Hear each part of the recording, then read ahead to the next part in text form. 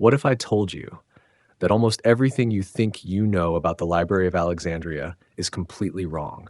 That the dramatic story of barbarians burning down the world's greatest repository of knowledge is largely a myth, and the real story is far stranger, more complex, and more relevant to our modern world than you ever imagined. Today, we're diving deep into the actual history of Alexandria's famous library.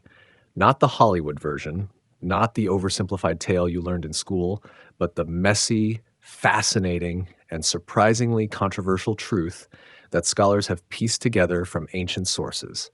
And trust me, once you hear what really happened, you'll never look at this ancient wonder the same way again. But before we dive in, take a moment to like the video and subscribe if you haven't already. Your support means we can continue producing these highly researched videos for your value. Also, let us know where you're watching from and what time it is. We're on to building a global community here. So, without further ado, let's begin. In the year 323 BCE, Alexander the Great drew his final breath in Babylon. His vast empire, stretching from Macedonia to India, suddenly lacked its unifying force. Among his generals, known as the Diadochi or successors, stood a man whose vision would shape the course of human knowledge for centuries.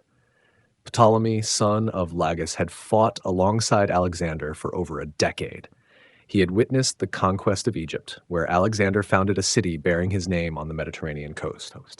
Now, as the empire fractured, Ptolemy seized his chance. Unlike his fellow generals who fought for the whole empire, Ptolemy chose differently. He wanted Egypt. Ancient sources tell us he intercepted Alexander's funeral procession, bringing the conqueror's body to Memphis and later to Alexandria. This act served as more than mere symbolism. Ptolemy understood that legitimacy in Egypt required connection to Alexander's divine legacy. By 305 BCE, Ptolemy declared himself pharaoh, founding the Ptolemaic dynasty. Yet his ambitions reached beyond military conquest or political control. Growing up in the Macedonian court, Ptolemy had received education from Aristotle alongside Alexander. He understood that true power lay not just in armies, but in knowledge. According to the ancient historian Diodorus Siculus, Ptolemy himself wrote a history of Alexander's campaigns, though this work survives only in fragments quoted by later authors. Alexandria represented a blank canvas. Unlike Memphis or Thebes, with their ancient priesthoods and traditions, this new city could be shaped entirely by Ptolemaic vision. Ptolemy envisioned Alexandria as the intellectual capital of the Mediterranean world. Trade routes from 3 continents converged at its harbors. Greeks, Egyptians, Jews, and peoples from across the known world mingled in its streets. This diversity created an environment ripe for intellectual exchange. The concept of the Mouseion emerged from this vision. The word meant shrine of the Muses, those 9 goddesses who inspired literature, science, and the arts. But Ptolemy's Mouseion would be far more than a temple. Ancient sources, particularly Strabo's geography, describe it as part of the royal quarter, connected to the palace complex. This proximity mattered. The scholars would work under direct royal patronage, free from the need to earn their bread through teaching or other labor. Ptolemy understood a fundamental truth. Athens had produced Plato and Aristotle, but political upheaval and economic decline now plagued the former intellectual capital. Many Greek scholars sought new patrons. By offering generous salaries, accommodation, and resources, Ptolemy could attract the finest minds to Alexandria.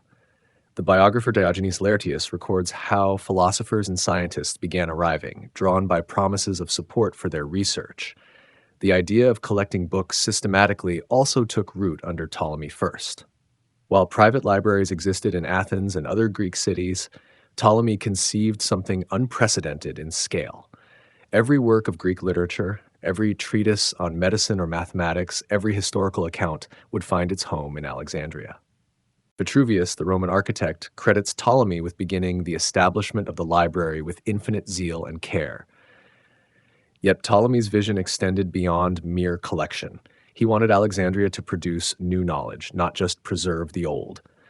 The Mouseion would house living scholars, not just dead texts. They would debate, experiment, and write, adding to the sum of human understanding. This combination of library and research institute represented a new model for organizing intellectual life. Ptolemy also grasped the political value of cultural prestige. By making Alexandria the center of Greek learning, he strengthened his dynasty's claim to Alexander's legacy.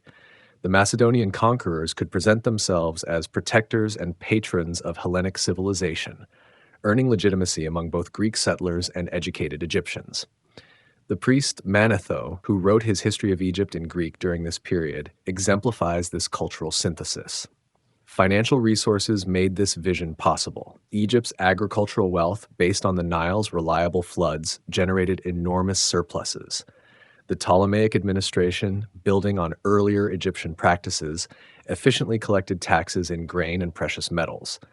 Papyrus, essential for book production, grew abundantly in the Nile Delta. Egypt held a virtual monopoly on this writing material, giving Alexandria a crucial advantage in building its collection. The first steps toward realizing this vision began in Ptolemy's lifetime. He recruited Demetrius of Phalerum, exiled Athenian politician and student of Aristotle's school, to organize the library.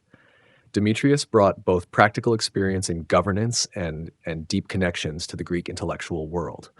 Under his guidance, agents began traveling throughout the Mediterranean, purchasing or copying manuscripts. Ptolemy first died in 282 BCE, having ruled Egypt for 4 decades. He left his son and successor, Ptolemy II Philadelphus, both the resources and the blueprint for completing the great project. The Mouseion existed, scholars had begun arriving, and the library grew daily. Yet the full flowering of Ptolemaic patronage lay ahead. The foundation stone was set, but the monumental structure of Alexandrian learning still awaited construction. Ancient writers marveled at what Ptolemy achieved. Athenaeus called him the most brilliant of Alexander's successors. Modern historians recognize him as one of antiquity's most successful state builders. Yet perhaps his greatest achievement lay in recognizing that knowledge itself could serve as a pillar of royal power. By gathering scholars and texts from across the known world, by funding research without demanding immediate practical returns, Ptolemy first created something genuinely new. The Library of Alexandria would outlive his dynasty, becoming a symbol of humanity's quest to understand itself and the cosmos. In choosing knowledge over mere conquest, Ptolemy ensured his legacy would endure, not in territorial expansion, but in the expansion of human understanding. Alexandria, the world's first knowledge metropolis. Alexander chose the site himself in 331 BCE, according to Plutarch and Arrian. Walking along the coast west of the Nile Delta, he found a strip of land between the Mediterranean Sea and Lake Mareotis. The location offered everything a great city required: harbors sheltered by the island of Pharos, fresh water from the lake fed by Nile canals, and cooling northern breezes to temper Egypt's heat. Legend claims Alexander marked the city's boundaries with barley meal when chalk ran out, and birds descended to eat the grain, an omen his seers interpreted as future prosperity that would nourish many nations. The architect Dinocrates of Rhodes transformed Alexander's vision into reality. His design revolutionized urban planning. Unlike older cities that grew organically around temples or markets, Alexandria followed a rigid grid. Wide boulevards crossed at right angles with the 2 main streets, the Canopic Way running east-west and the Soma north-south, each reportedly 100 feet across. Vitruvius praised this layout for channeling the healthy northern winds throughout the city while blocking the harmful southern desert winds. Construction began under Ptolemy first and accelerated under his successors. The city stretched along the coast for nearly 4 miles, extending inland for about a mile. Ancient sources describe neighborhoods dedicated to different populations: the royal quarter or Brucheion in the northeast, the Egyptian district of Rhakotis in the southwest, and the Jewish quarter in the northeast. This segregation by ethnicity was not absolute. Papyri show Greeks, Egyptians, and Jews conducting business and even intermarrying, but it reflected the complex social hierarchy of Ptolemaic Egypt. The Heptastadion transformed Alexandria's maritime geography. This causeway, 7 stadia long, about 1,300 meters, connected the mainland to Pharos Island. More than a simple bridge, it divided the waters into 2 distinct harbors. The Great Harbor to the east served the royal fleet and major commercial vessels. The western Eunostos, Safe Return harbor handled smaller craft and fishing boats. Over centuries, silt accumulated against the causeway, eventually forming the peninsula where modern Alexandria's city center stands. No structure better symbolized Alexandria's ambitions than the Pharos lighthouse. Begun under Ptolemy I and completed under Ptolemy II, it rose from the eastern tip of Pharos Island. Ancient writers counted it among the seven wonders of the world. Strabo describes three sections: a square base, an octagonal middle, and a circular top crowned with a statue of Zeus Soter. The total height reached perhaps 400 feet, making it one of antiquity's tallest structures. A fire burned continuously at the summit, its light reportedly visible 30 miles out to sea. Mirrors or polished metal amplified and directed the beacon. The lighthouse served practical and symbolic functions. Ships approaching Egypt's low-lying coast needed guidance through shallow waters and hidden reefs. But the Pharos also announced Alexandria's technological prowess and commercial importance. Coins minted across the Mediterranean featured its image. Travelers like Julius Caesar marveled at their first glimpse of its beacon. The architect Sostratus allegedly inscribed his name on the base, covering it with plaster bearing a dedication to Ptolemy. When the plaster wore away, his own name appeared, though this story may be ancient urban legend. Water management showcased Alexandrian engineering. The city lacked a river, and wells yielded brackish water. Engineers constructed a canal from the Canopic branch of the Nile, bringing fresh water over 20 miles. This canal fed cisterns throughout the city, some carved from bedrock and lined with waterproof cement. The largest cisterns had multiple levels supported by columns, creating underground halls that stayed cool even in summer. Every house of substance had its own cistern, filled annually during the Nile flood. The street plan facilitated both commerce and control. Main boulevards allowed rapid movement of goods from harbors to markets, but they also enabled quick deployment of royal troops to any district. Guard posts at major intersections could monitor or restrict movement. This dual purpose, economic and political, characterized much Ptolemaic planning. The dynasty wanted prosperity but never forgot the need to maintain power over a diverse, sometimes restive population. Alexandria's commercial infrastructure rivaled its cultural institutions. The main agora near the harbors bustled with merchants from across the Mediterranean and beyond. Warehouses lined the waterfront, storing grain awaiting export, imported timber from Lebanon, metals from Cyprus, and countless luxury goods. The Emporium, mentioned by Strabo, centralized international trade under royal supervision.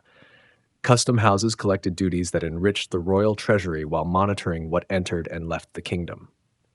Religious architecture reflected the city's diversity. Egyptian temples honored traditional gods, though often with Greek architectural elements. The Great Serapeum, built under Ptolemy III, created a new deity, Serapis, who combined aspects of Osiris, Apis, and Greek gods like Zeus and Hades. This synthetic religion aimed to unite Greek and Egyptian populations. Jewish synagogues served one of the largest Jewish communities outside Judea. Greek temples and gymnasia maintained Hellenic traditions. This religious plurality, while sometimes causing tensions, also fostered the intellectual openness that characterized Alexandrian scholarship. The royal quarter deserved its name. Palaces, gardens, and administrative buildings occupied perhaps a third of the city's area. The palace complex grew with each Ptolemaic ruler adding structures. Strabo mentions covered walkways connecting buildings, allowing movement regardless of weather. Within this quarter stood the Mouseion and its library, physically and symbolically at the heart of royal power. Also here was the Soma or Sema, Alexander's tomb, where his body lay in a golden coffin later replaced with glass or crystal. Climate and geography favored year-round activity. Unlike many ancient cities that slowed in winter, Alexandria's mild temperatures permitted continuous commerce and scholarship. The northern position and sea breezes made summers more bearable than in Egypt's interior. Lake Mareotis provided not just water, but also recreation. Ancient sources describe pleasure barges and waterside villas where the elite escaped urban pressures. By the 1st century BCE, when Diodorus Siculus visited, Alexandria's population approached 500,000 free residents plus numerous slaves. Only Rome surpassed its size. More importantly, the city's wealth and cultural institutions attracted visitors far exceeding permanent residents. Students seeking education, merchants pursuing trade, ambassadors conducting diplomacy, and tourists viewing wonders created a constantly renewed cosmopolitan atmosphere. This urban environment proved essential for the library's success. Scholars needed more than scrolls. They required colleagues for discussion, students to teach, patrons to fund research, and craftsmen to build instruments. Alexandria provided all these and more. Its workshops produced the finest astronomical instruments, its copyists multiplied texts with unusual accuracy, its paper manufacturers ensured steady supplies. The city's international connections brought new books with every ship. Without Alexandria's unique combination of wealth, diversity, and royal patronage, the library could never have achieved its remarkable mission of universal knowledge. The Mouseion, more than a library within the royal quarter of Alexandria, stood an institution unlike any the ancient world had seen. The Mouseion defied simple categorization. Not merely a temple, though it honored the muses. Not just a library, though it housed countless scrolls. Not only a school, though learning flourished within its walls. Strabo, who visited in the 1st century BCE, provides our most detailed ancient description. He speaks of a large complex with a covered walkway, an arcade with recesses and seats, and a great dining hall where scholars took meals together. The physical layout promoted intellectual exchange. Covered walkways connected various buildings, allowing movement between library halls, lecture rooms, and laboratories regardless of weather. These colonnaded paths, called peripatos, gave their name to Aristotle's philosophical school because he taught while walking. In Alexandria, scholars from different disciplines encountered each other daily, sparking conversations that crossed traditional boundaries between subjects. Gardens formed an integral part of the complex. These were not mere decorative spaces, but working botanical collections. Scholars studied plant specimens from across the known world, comparing Mediterranean species with those from Arabia, India, and Inner Africa. Theophrastus's botanical works, which cataloged hundreds of plants, likely influenced this systematic approach. Medical researchers grew herbs used in treatments. Natural philosophers observed growth patterns and seasonal changes. Even poets found inspiration among exotic blooms unknown in their homelands. The communal dining hall, or sycitium, fostered intellectual community. Following Pythagorean and Platonic precedents, shared meals encouraged informal discussion. Athenaeus preserves fragments of these dinner conversations, ranging from literary criticism to mathematical proofs. The Ptolemaic kings understood that breakthrough insights often emerged not in formal lectures, but during relaxed exchanges over wine. By providing meals, they freed scholars from mundane concerns while creating opportunities for interdisciplinary dialogue. Lecture halls accommodated different teaching styles. Some featured raised seats arranged in semicircles, allowing large audiences to hear philosophical disputations. Others contained flat floors where geometers could draw diagrams in sand. Anatomical demonstrations required specialized spaces with drainage for dissection tables. Acoustic design received careful attention. Architectural fragments suggest some halls used curved surfaces to amplify speakers' voices. Living quarters within or adjacent to the Mouseion. Mouseion freed scholars from seeking lodging in the city. While specific arrangements remain unclear, papyri mention houses of the Muses that likely provided accommodation. Senior scholars probably enjoyed private chambers, while younger researchers shared quarters. This residential aspect distinguished the Mouseion from earlier philosophical schools where students found their own housing. It created a true intellectual community living and working together. Workshops and laboratories extended research beyond textual study. Astronomers required spaces for constructing armillary spheres and astrolabes. Physicians needed rooms for preparing medicines and examining patients.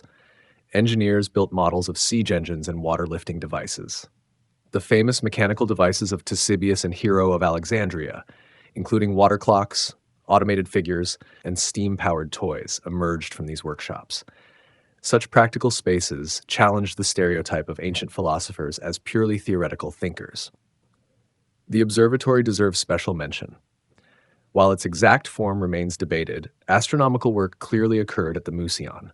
Scholars needed unobstructed views of the night sky, platforms for mounting instruments, and storage for recording observations. The flat roofs common in Egyptian architecture provided ideal observation posts. Some sources hint at a tower specifically built for astronomy, though archaeological evidence remains elusive.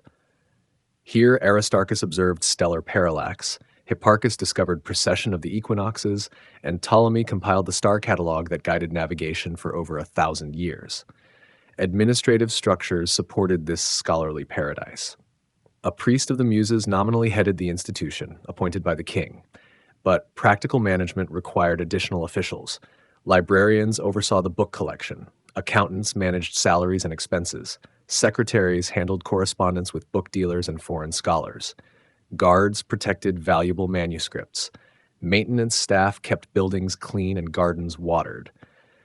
This bureaucracy, typically Ptolemaic in its complexity, freed researchers from administrative burdens. Royal patronage shaped daily life. Scholars received not just salaries but tax exemptions, a valuable privilege in the heavily taxed Ptolemaic state. They dined at royal expense and attended court ceremonies. This patronage came with expectations. Scholars composed panegyric poems for royal birthdays, calculated favorable dates for military campaigns, and tutored royal children. Yet, compared to later patronage systems, Ptolemaic support demanded relatively little. Scholars pursued research freely, following their interests rather than royal commands. The international character of the community stands out. Papyri and inscriptions reveal scholars from Athens, Rhodes, Syracuse, Cyrene, and far-flung Greek settlements, but non-Greeks also participated. Egyptian priests like Manetho wrote Greek histories of their ancient civilization. Jewish scholars translated Hebrew scriptures into Greek, producing the Septuagint. Babylonian astronomers brought centuries of celestial observations. This cosmopolitan mixture, difficult to achieve elsewhere, flourished under Ptolemaic protection. Different disciplines coexisted productively. Literary scholars editing Homer worked steps away from mathematicians proving geometric theorems. Poets composing hymns to the Muses might overhear physicians debating the function of nerves. This proximity encouraged unexpected connections. When Eratosthenes needed to calculate Earth's circumference, he could consult both mathematical treatises and travel accounts in the library. When Apollonius developed his theory of conic sections, astronomers immediately recognized applications for planetary motion. The Mouseion's influence spread through alumni networks. After years of study, many scholars returned to their homelands, founding schools modeled on Alexandrian precedents. Others secured positions at royal courts, spreading both specific knowledge and the ideal of state-funded research. Letters preserved on papyri show ongoing correspondence between Alexandria and intellectual centers across the Mediterranean. The Mouseion thus functioned as a hub in knowledge networks spanning 3 continents. Daily routines balanced structure with freedom.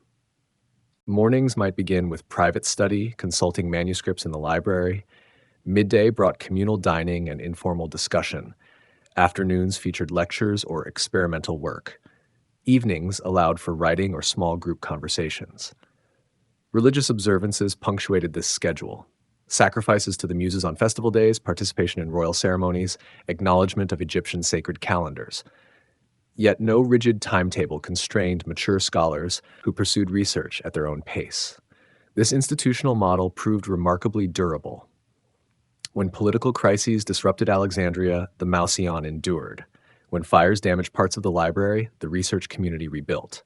Only gradual changes in patronage patterns and intellectual culture eventually transformed the institution beyond recognition.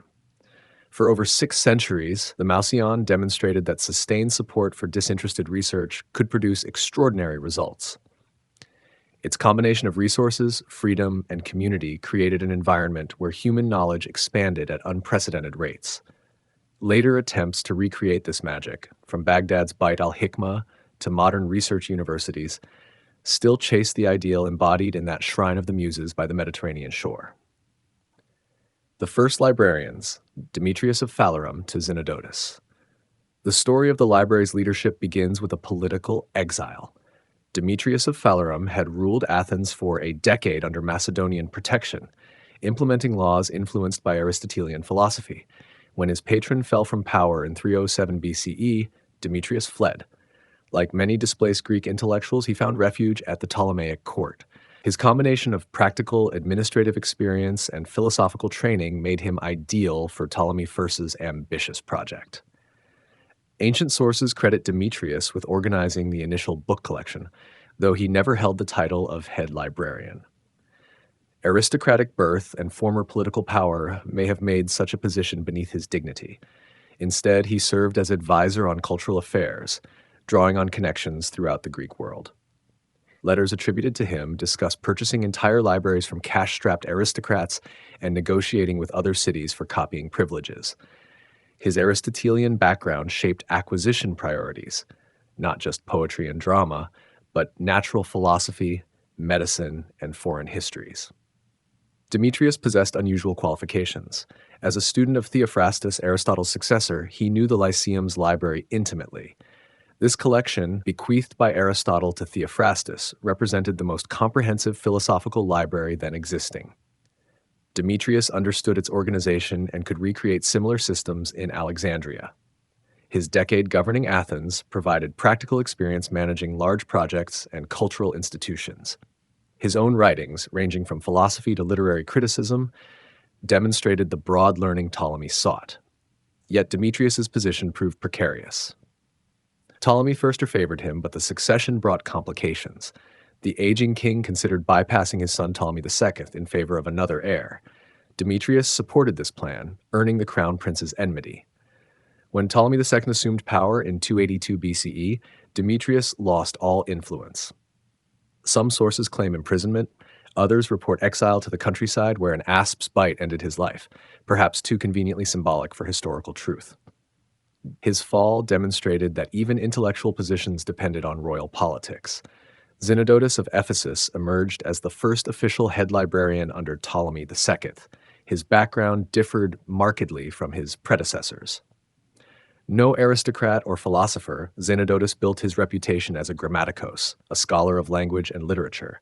He had already edited Homer's epics, comparing different manuscript traditions to establish reliable texts.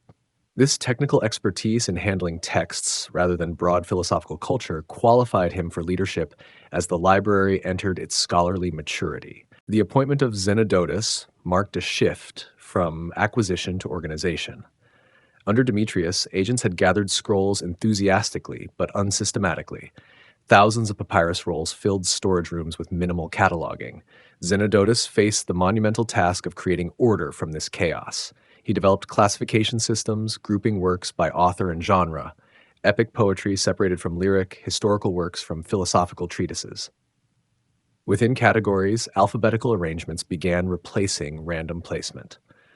Zenodotus pioneered textual criticism as a systematic discipline.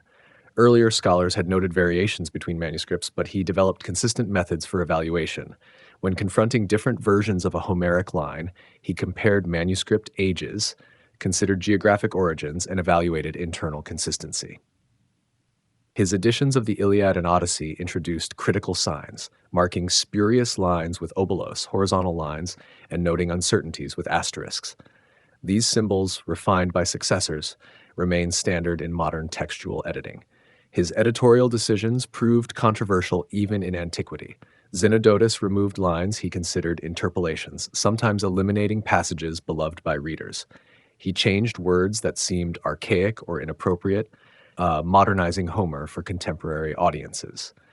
Later scholars like Aristarchus criticized these interventions as too aggressive. Yet Zenodotus established the principle that texts required active editorial custody, not passive preservation. The tension between conservative and interventionist approaches to editing began with him. Administrative challenges matched scholarly ones. The library's staff expanded rapidly under Zenodotus. Junior scholars needed training in book handling and cataloging methods. Copyists required supervision to ensure accuracy. International correspondence demanded linguists familiar with various Greek dialects and foreign languages. The physical plant needed maintenance. Papyrus degrades without proper storage conditions. Zenodotus managed these practical matters while pursuing his own research, establishing patterns his successors would follow. The scope of Zenodotus's work extended beyond Homer. Fragments and testimonia indicate editions of Hesiod, Pindar, and other archaic poets. He compiled glossaries of rare words, essential tools for understanding ancient texts. His students included Callimachus and Apollonius Rhodius, who would become major figures in their own right. Through teaching and example, Zenodotus established Alexandrian philology as a distinct intellectual tradition combining careful scholarship with creative interpretation. Royal patronage under Ptolemy sect Philadelphus reached new heights during Zenodotus's tenure. The king, unlike his pragmatic father, genuinely loved learning. He corresponded with scholars, attended lectures, and personally inspected new acquisitions. This enthusiasm translated into expanded budgets and aggressive collecting policies.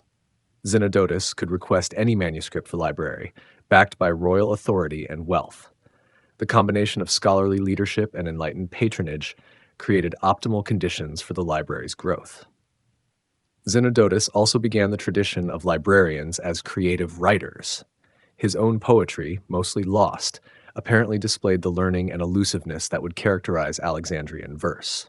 This dual identity, scholar and poet, became typical of Mouseion intellectuals. The library provided not just employment, but inspiration, surrounding writers with the entire Greek literary tradition. Zenodotus demonstrated that careful study of past masters enabled new creative achievements. The physical arrangement of the collection under Zenodotus remains partly conjectural. Papyrus rolls required different storage than modern books. Wooden cases, kibotoi, or ceramic jars protected scrolls from moisture and insects. Labels attached to protruding ends identified contents. But finding specific passages meant unrolling lengthy scrolls. Homer's Iliad alone required 24 rolls. Zenodotus likely instituted finding aids, perhaps summary lists or epitomes, helping readers locate desired sections without handling entire works. His tenure established precedents followed for generations. The head librarian combined administrative duties with active scholarship. Royal appointment brought prestige and resources, but also political vulnerabilities. The position attracted the Mediterranean world's finest scholars, creating intellectual dynasties as students succeeded teachers. Most importantly, Zenodotus proved that systematic methods could tame textual chaos, transforming a royal collection into a functioning research library. His successors would refine these methods, but the fundamental approach, careful comparison, critical judgment, and systematic organization began with the first true librarian of Alexandria. The acquisition mandate, all the books in the world. Ptolemaic ambition knew no bounds when it came to building the library's collection. Ancient sources, particularly the letter of Aristeas, describe royal decrees that transformed Alexandria's port into a checkpoint for knowledge. Every ship entering the harbor faced inspection, not just for taxable goods, but for books. Maritime police boarded vessels searching for scrolls. Any texts discovered were confiscated and copied by royal scribes. The originals went to the library while copies returned to the owners, though some accounts suggest this process reversed when particularly valuable manuscripts appeared. This systematic acquisition program required substantial infrastructure. Teams of scribes worked continuously in facilities near the docks. They mastered rapid copying techniques, developing abbreviated writing systems to speed their work. Quality control proved challenging. Hurried copies introduced errors that frustrated later scholars. Yet the sheer volume compensated for occasional inaccuracies. Ships from Athens might carry philosophical dialogues, while vessels from Rhodes brought historical chronicles. Phoenician traders possessed navigation guides and commercial records. Each arrival potentially expanded human knowledge available in Alexandria. The book trade itself transformed under Ptolemaic pressure. Previously, manuscript copying served mainly local markets, students needing texts for study or wealthy collectors desiring personal libraries. Alexandria's insatiable demand created the first international book market. Dealers scoured the Mediterranean for rare works. Provincial libraries faced raids by agents waving royal gold. Private collectors discovered their heirs preferred Ptolemaic coin to grandfathers' dusty scrolls. A fragment from Galen describes book dealers creating forgeries attributed to famous authors, suggesting a lucrative if dishonest trade. Financial resources seemed unlimited. The Ptolemies allocated significant portions of Egypt's agricultural surplus to book acquisition. Exact figures remain unknown, but anecdotal evidence suggests extraordinary sums. Athens allegedly demanded 15 talents of silver as security for lending official state copies of Aeschylus, Sophocles, and Euripides. Ptolemy III forfeited this fortune, keeping the originals and returning copies. 15 talents could support hundreds of families for a year, indicating the value placed on authentic texts. Acquisition extended beyond Greek literature. Universal knowledge meant collecting human wisdom regardless of origin. Hebrew scriptures arrived from Jerusalem's temple, translated into Greek by 70 scholars, hence the Septuagint. Egyptian priests provided hieroglyphic texts and demotic writings, though few Alexandrian scholars could read them. Babylonian astronomical tables, recording centuries of observations, revolutionized Greek understanding of planetary motion. Persian and Indian works arrived through trade routes. The library became humanity's first attempt at comprehensive cultural preservation. Competition with rival libraries intensified acquisition efforts. Pergamon in Anatolia established its own great library in the 2nd century BCE. Its rulers, the Attalid dynasty, possessed wealth rivaling the Ptolemies. Bidding wars erupted over important manuscripts. Agents sometimes resorted to theft or bribery. The famous story of Egypt embargoing papyrus exports to hinder Pergamon, thereby spurring development of parchment, illustrates the competitive atmosphere, whether or not the tale is literally true. Each great library sought completeness, driving prices ever higher. Quality mattered as much as quantity. The library distinguished between editions, seeking the most accurate texts. Manuscripts closer to authors' originals commanded premium prices. Provenance became crucial. A text traceable to Aristotle's own library far exceeded random copies' value. Scholars developed expertise in detecting forgeries and interpolations. Yet the desire for completeness sometimes override caution. Better to possess a dubious text than lack it entirely. Later scholars could determine authenticity, but missing works might disappear forever. Specialized acquisition programs targeted specific needs. Medical texts received priority under certain librarians with physician's training. Mathematical works arrived from Italian Greek cities where Pythagorean traditions survived. Historical documents came from city archives throughout the Greek world. The library sought not just published literature, but documentary sources, treaty texts, legal codes, personal letters of famous individuals. This breadth distinguished Alexandria from purely literary collections elsewhere. Storage challenges grew with the collection. Estimates of the library's holdings vary wildly. Ancient sources claim between 400,000 and 700,000 scrolls. Even the lower figure represents enormous physical volume. Papyrus rolls averaged 20 to 30 feet in length. Storage areas required careful climate control in Alexandria's humid environment. Inventory systems tracked locations as collections spread across multiple buildings. The daughter library at the Serapeum housed duplicates and less consulted works. Organization became as crucial as acquisition. Cataloging lagged behind collecting. Scrolls arrived faster than scholars could process them. Backlogs accumulated of uncatalogued works, accessible only to those willing to search through numerous containers. Language barriers complicated matters. Greek scholars struggled with Egyptian demotic script or Babylonian cuneiform.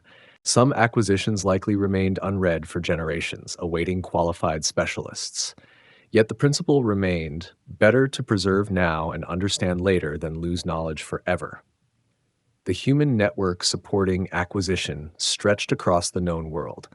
Correspondence on papyri reveals agents reporting to Alexandria about available collections. Book dealers developed relationships with librarians, learning their particular interests. Scholars visiting Alexandria brought texts from their homelands as gifts or trade goods. Naval captains understood that rare books might excuse minor customs violations. This informal network supplemented official acquisition programs, creating multiple channels for knowledge to flow toward Alexandria. Ethical questions arose even in antiquity. Did forcible copying violate property rights? Should religious texts be acquired against their community's wishes? How much deception was acceptable in pursuing rare works? The Ptolemies generally dismissed such concerns. Royal power justified royal prerogatives. Knowledge served humanity best when concentrated where scholars could access it. Individual or community claims yielded to universal benefit, at least as Alexandria defined it. The acquisition mandate's long-term impact exceeded immediate collection building. It established precedents for systematic knowledge preservation that influenced later libraries from Rome to Baghdad. It demonstrated that comprehensive collection required state resources and authority. Most importantly, it embodied the radical idea that all human knowledge belonged together, accessible to qualified scholars regardless of origin. This universalist vision, however imperfectly realized, represented antiquity's greatest gift to intellectual culture. The specific books gathered in Alexandria might perish, but the ideal of universal collection would inspire libraries across centuries and civilizations. The Callimachus factor, the Pinakes, and the first catalog. Callimachus of Cyrene never served as head librarian, yet his contribution to the library's functioning exceeded many who held that title. A poet-scholar exemplifying Alexandrian intellectual culture, he arrived at the Mouseion during Ptolemy II's reign. His verses displayed extraordinary learning, dense with mythological allusions and geographical references possible only with the library's resources at hand.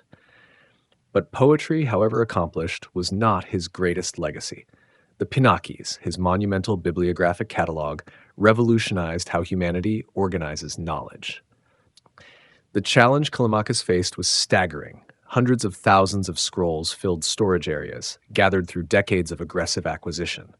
Earlier librarians had grouped texts roughly by genre and author, but finding specific works required extensive searching. No comprehensive inventory existed.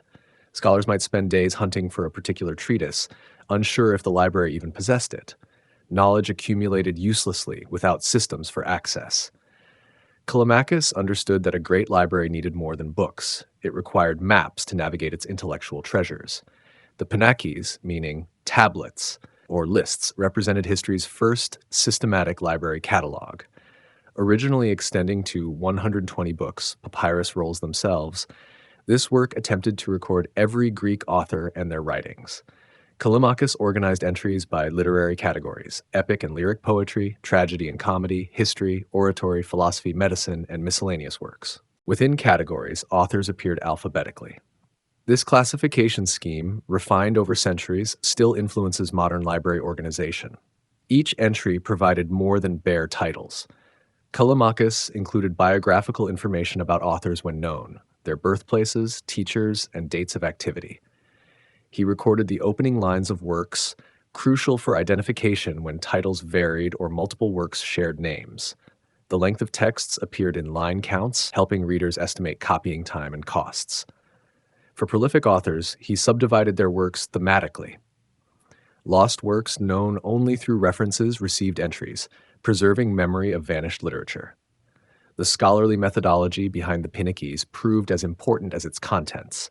Callimachus compared manuscripts to establish authentic titles. He distinguished genuine works from spurious attributions, a constant problem in ancient publishing. When uncertainty existed, he noted competing traditions rather than imposing arbitrary decisions. This critical approach influenced all subsequent bibliography. Modern scholars attempting to reconstruct lost works often rely on Callimachus's careful notes preserved in later citations. Creating the Pinakes required extraordinary erudition. Callimachus read widely across all Greek literature, familiarizing himself with major and minor authors. He consulted earlier partial catalogs from various cities. His own travels through the Greek world provided first-hand knowledge of local literary traditions. Conversations with fellow scholars at the Mouseion supplied specialized expertise.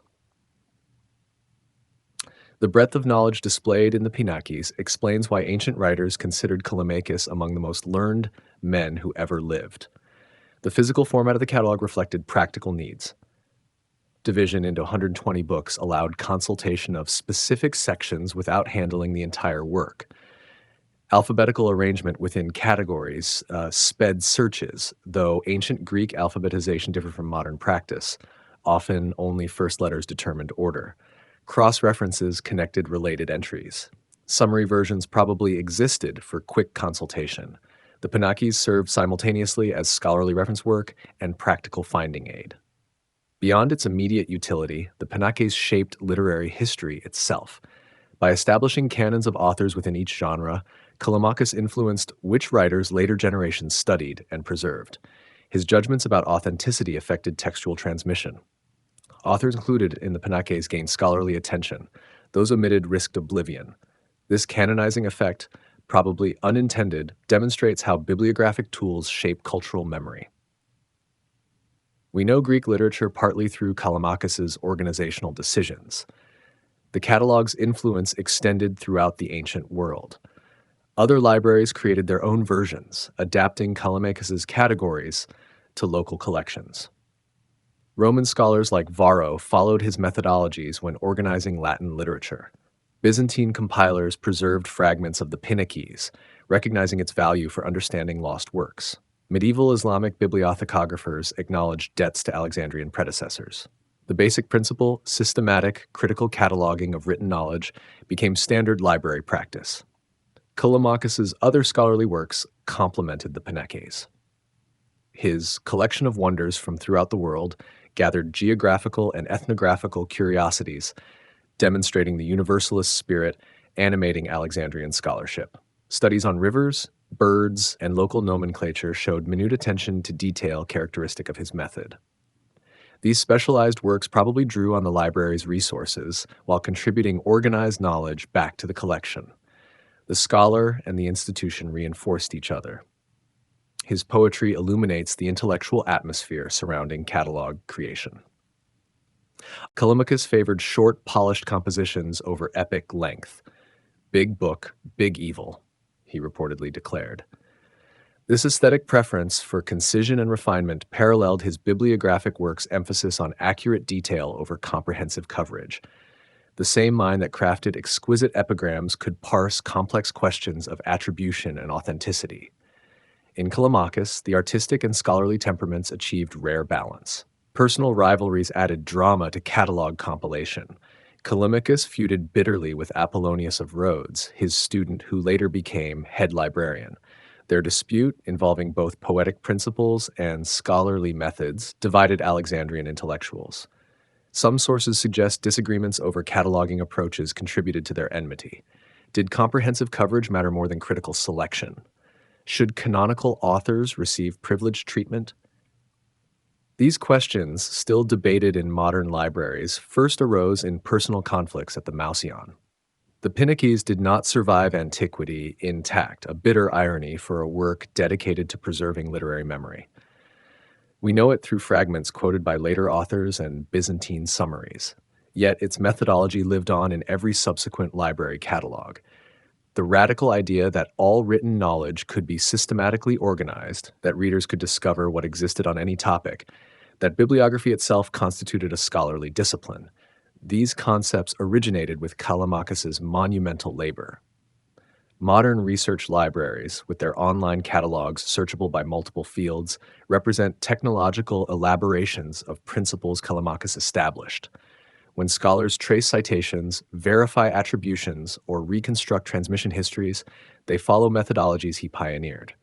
The Pinakies demonstrated that great libraries require not just collection, but intellectual architecture, systems rendering vast knowledge accessible and comprehensible. In creating the first library catalog, Callimachus gave humanity tools for navigating its own written memory, establishing patterns of bibliographic control still essential 23 centuries later. The textual scholars, standardizing Homer and the poets before Alexandria, Homer existed in countless versions. Every Greek city possessed its own texts of the Iliad and Odyssey, shaped by centuries of oral transmission and local preferences. Rhapsodes, professional reciters, added, omitted, or altered lines during performances. Written copies reflected these variations, creating a chaotic textual tradition. Alexandrian scholars confronted this multiplicity with revolutionary methods. They would establish definitive editions through systematic comparison and critical judgment, inventing textual scholarship as a disciplined practice. Zenodotus began this monumental project, but his successors refined and expanded the work. Aristophanes of Byzantium, head librarian around 200 BCE, brought new sophistication to editorial practice. Where Zenodotus had sometimes changed Homer's text based on personal taste, Aristophanes developed more objective criteria. He compared manuscripts from different regions, noting variants without always choosing between them. His critical signs expanded beyond simple approval or rejection, introducing symbols for passages requiring commentary or exhibiting unusual language. Aristophanes understood that editing required deep linguistic knowledge. Homer's epics preserved archaic Greek forms unfamiliar to Hellenistic readers. Rather than modernizing these passages, Aristophanes studied their grammar systematically. He produced treatises on rare words, ancient dialects, and metrical peculiarities. This linguistic archaeology helped distinguish genuine archaic features from later corruptions. His work laid foundations for historical linguistics, treating language change as a scholarly problem rather than mere inconvenience. The physical process of collation demanded enormous patience. Scholars unrolled multiple papyrus copies simultaneously, comparing line by line. Scribes recorded variants in the margins or separate notebooks. When manuscripts diverged significantly, editors needed criteria for choosing readings. Age mattered; older copies presumably stood closer to originals. Geographic distribution helped. Readings found across the Greek world likely predated local variations. Internal consistency within the poem provided another test. Gradually, principles emerged that still guide textual criticism. Aristarchus of Samothrace, head librarian in the mid-2nd century BCE, represented the pinnacle of Alexandrian textual scholarship. His editions of Homer became antiquity's gold standard, consulted by scholars for centuries. Aristarchus wrote detailed commentaries explaining editorial decisions, engaging previous scholars' arguments, and defending his readings. These commentaries, preserved partially in medieval scholia, reveal sophisticated critical thinking. He considered historical context, mythological consistency, and poetic style when evaluating variants. Aristarchus pioneered the principle later known as lectio difficilior. The more difficult reading is preferable. Scribes tend to simplify obscure passages, replacing rare words with common ones or smoothing grammatical irregularities. By recognizing this tendency, Aristarchus could work backward from corrupted texts toward original forms. He also understood interpolation, the insertion of new lines by performers or scribes. Passages that disrupted narrative flow or contradicted established characterization faced scrutiny as possible additions. Beyond Homer, Alexandrian scholars edited the entire corpus of Greek poetry. Hesiod's agricultural calendar and divine genealogies received similar treatment. Lyric poets like Pindar and Sappho, whose works survived in scattered quotations and partial manuscripts, required different approaches. Editors gathered fragments from diverse sources, attempting reconstruction of original compositions. They established standard numbering systems for poems, enabling precise scholarly reference. Modern editions still follow Alexandrian arrangements. Dramatic texts posed unique challenges. Tragedies and comedies existed in performance versions that varied between theaters and revivals. Actors interpolated jokes, added explanatory passages, or cut scenes for timing. Alexandrian editors sought authors' original texts, stripping away accretions. They consulted theatrical records, compared multiple performance traditions, and applied stylistic analysis. Their editions preserved classical drama for posterity, though debates continue about how successfully they recovered authorial intentions. The development of critical notation revolutionized scholarly communication. Aristophanes and Aristarchus expanded earlier systems into sophisticated markup languages. The obolos marked spurious lines. The asterisk indicated noteworthy passages. The antisigma warned of disrupted line order. Dotted lines suggested transposition. These symbols, appearing in manuscript margins, conveyed editorial judgments efficiently. Medieval scribes preserved many ancient critical signs, though meanings sometimes shifted. Modern classical editions still employ descendants of Alexandrian notation. Commentaries accompanied edited texts, explaining difficult passages and justifying editorial choices. These hypomnemata ranged from brief glosses to extensive essays. Aristarchus's Homer commentaries reportedly filled hundreds of roles. Scholars debated interpretations, creating dialogue across generations. A fragment might preserve Zenodotus's reading, Aristophanes' objection, and Aristarchus's synthesis. This accumulation of scholarship, building systematically on previous work, established collaborative research traditions continuing today. The social context of editing mattered. Alexandrian scholars worked for educated elite audiences who prized textual accuracy. Royal patrons wanted definitive editions reflecting their cultural authority. But popularizing impulses also operated. Some editions included glossaries for difficult words, mythological summaries for obscure references, and maps for geographical passages. The library served both specialized researchers and broader reading publics, balancing scholarly rigor with accessibility. Theoretical questions emerged from practical editing. What constitutes authorial intention when texts evolve through oral tradition? How much standardization should editors impose on dialectical variations? When do accumulated changes create essentially new works? Alexandrian scholars debated these issues without reaching consensus. Their disagreements, preserved in ancient commentaries, anticipate modern editorial theory. They recognize that editing involves interpretation, that no purely mechanical process can recover original texts. The legacy of Alexandrian textual scholarship extends far beyond specific editions. These scholars established the principle that important texts deserve careful preservation and critical study. They demonstrated that systematic methods could address textual corruption. They created tools, critical editions, commentaries, notation systems, enabling precise scholarly communication. Most fundamentally, they insisted that accuracy matters, that the difference between authentic and corrupted texts affects cultural transmission. Every modern critical edition, from Shakespeare to sacred scriptures, follows patterns established in Alexandria. Byzantine scholars preserved Alexandrian methods through the Middle Ages, maintaining textual traditions that might otherwise have perished. Renaissance humanists rediscovered these techniques, applying them to newly recovered classical manuscripts. The printing press multiplied the impact of careful editing, spreading standardized texts across Europe. Modern digital humanities extend Alexandrian principles into new media, using computational methods for collation and analysis. The basic insight that texts require active curatorial care remains as relevant for websites as for papyrus scrolls. In teaching us to read critically and preserve carefully, Alexandria's textual scholars gave humanity tools for maintaining its written heritage across millennia. The sciences blossom, Euclid's Elements, mathematics found its perfect home in Alexandria. The city's workshops produced precise instruments. Its astronomers required computational methods. Its engineers needed geometric principles. Into this environment came Euclid, though ancient sources preserve little about his life beyond his work. He arrived during Ptolemy I's reign, possibly from Athens, where he studied at Plato's academy. What matters is not his biography, but his revolutionary achievement, transforming scattered mathematical knowledge into a systematic, deductive science.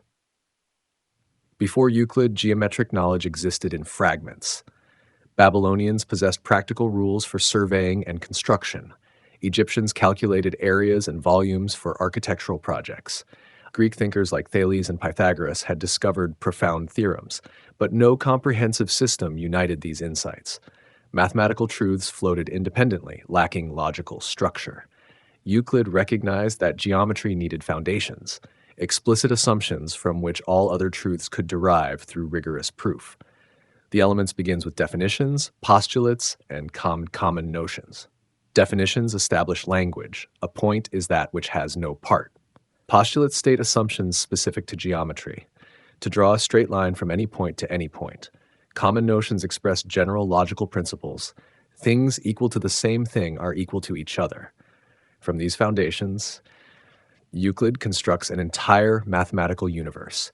Each proposition follows logically from previous results, creating an unbreakable chain of reasoning. This axiomatic method revolutionized human thought. Earlier mathematics mixed empirical observations with logical deductions, practical recipes with theoretical insights. Euclid demonstrated that pure reason could generate certain knowledge. Starting from minimal assumptions, thought alone could discover necessary truths about space and quantity. This model influenced all subsequent mathematics and inspired philosophers seeking similar certainty in other domains. When Spinoza wrote his Ethics in geometric style, he followed Euclid's example. The comprehensiveness of the Elements astounds even today. 13 books cover plane geometry, number theory, and solid geometry. Book 1 establishes basic constructions and proves Pythagoras' theorem. Books 2 and 3 explore circles and their properties. Book 5 presents Eudoxus' sophisticated theory of proportion, handling incommensurable magnitudes that had troubled earlier mathematicians. Book X classifies irrational numbers with dizzying complexity. Books 7 through 13 investigate three-dimensional geometry, culminating in the construction of regular polyhedra. Euclid's pedagogical genius shines throughout. He orders propositions carefully, ensuring readers grasp prerequisites before encountering complex proofs. Difficult concepts receive multiple approaches. Concrete constructions alternate with abstract theorems. The work serves simultaneously as research monograph and teaching text. This dual character explains its extraordinary longevity. The Elements remain standard mathematical education for over 2 millennia, arguably history's most successful textbook. The Alexandrian context enabled Euclid's synthesis. The library provided access to previous mathematical works, treatises by Eudoxus on proportion, Theaetetus on irrationals, and early Pythagorean texts. Euclid could compare different approaches, selecting the clearest and most general. The Mouseion's collaborative atmosphere allowed discussion with other mathematicians, refining arguments through debate. Royal patronage freed him from practical concerns, permitting focus on theoretical completeness. Manuscript evidence suggests Euclid revised the Elements repeatedly, incorporating improvements. Students and colleagues proposed alternative proofs or identified gaps. The text evolved through use, becoming more polished with each generation. This collaborative refinement, typical of Alexandrian scholarship, distinguished the Elements from static sacred texts. Mathematics progressed through critical engagement, not passive transmission. Applications emerged immediately. Alexandrian astronomers used Euclidean geometry to model celestial motions. Engineers applied theorems to design machines and buildings. Surveyors employed geometric principles for land measurement. But Euclid himself seemed uninterested in applications. An anecdote, possibly apocryphal, tells of a student asking what gain comes from learning geometry. Euclid ordered a slave to give the student coins since he must profit from what he learns. Pure knowledge justified itself. The Elements influenced mathematical style as much as content. Euclid established conventions followed ever since: careful statement of theorems, systematic proofs proceeding step by step, explicit citation of previous results. He popularized proof techniques like reductio ad absurdum and mathematical induction. His clean prose, avoiding unnecessary ornament, became the model for mathematical writing. When modern mathematicians write QED after proofs, they echo Euclid's "which was to be demonstrated." Translations spread Euclidean geometry across cultures. Greek manuscripts reached the Islamic world, where scholars like Al-Khwarizmi built upon Euclidean foundations. Arabic versions returned to Europe through Spain, reintroducing rigorous mathematics to the Latin West. Chinese Jesuits carried Euclid to East Asia. Each culture adapted the Elements to local traditions while preserving its logical core. Few books have crossed cultural boundaries so successfully. Critical examination of Euclid began in Alexandria itself. Scholars noted that the parallel postulates seemed less obvious than other assumptions. Attempts to prove it from simpler principles failed, suggesting it might be independent. This question haunted mathematics for 2 millennia until non-Euclidean geometries vindicated ancient doubts. Other Alexandrians extended Euclid's work: Apollonius on conic sections, Archimedes on areas and volumes, Ptolemy on trigonometry. The Elements provided foundations supporting ever higher mathematical structures. Modern mathematics has moved far beyond Euclid, but his influence persists. The axiomatic method remains central to mathematical practice. Geometry textbooks still follow his pedagogical approach. Computer scientists recognize algorithms in his geometric constructions. The very idea that complex truths emerge from simple principles through logical deduction, fundamental to all theoretical science, finds its clearest expression in the Elements. Euclid's achievement at Alexandria demonstrates the power of systematic organization. He gathered scattered theorems, identified logical relationships, and created unified structure. This transformation of disconnected facts into organized knowledge parallels the library's broader mission. Just as Callimachus cataloged literature and Aristarchus edited texts, Euclid ordered mathematical truth. The Elements stands as perhaps the most perfect product of Alexandrian scholarship: universal knowledge systematically presented for all humanity. In teaching us that reason alone can discover necessary truths, Euclid gave us confidence in the power of human thought to comprehend the cosmos. The Earth measured. Eratosthenes calculates the circumference of the eyes. Eratosthenes embodied the Alexandrian ideal of universal scholarship. Contemporaries called him Beta, second best, because he excelled in multiple fields without claiming supremacy in any single discipline. Yet this breadth enabled his greatest achievement. As head librarian under Ptolemy III, he commanded vast intellectual resources. As geographer, he understood Earth's spherical nature. As mathematician, he mastered geometric reasoning. As administrator, he could organize observations across Egypt. These diverse skills converged in history's first scientific measurement of Earth's size. The calculation began with a simple observation. In Siam, modern Aswan, noon shadows disappeared on the summer solstice.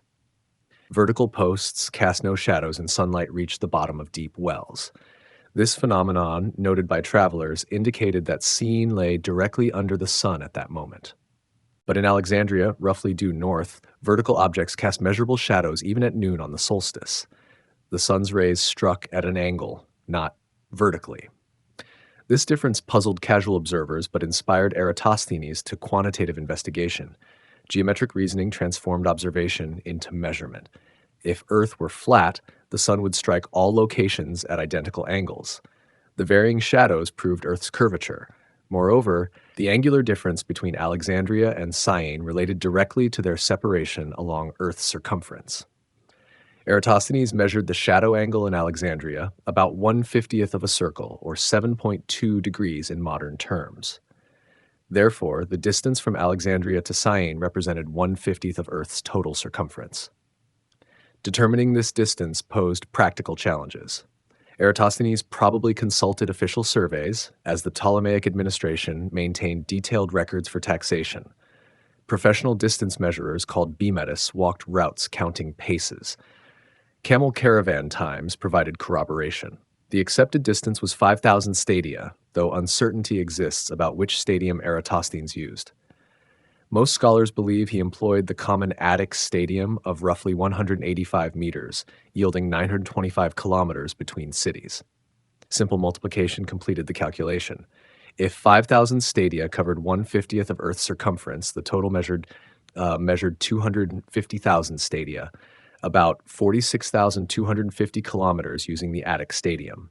Eratosthenes later refined this to 252,000 stadia, possibly for easier division into 60 parts following Babylonian tradition.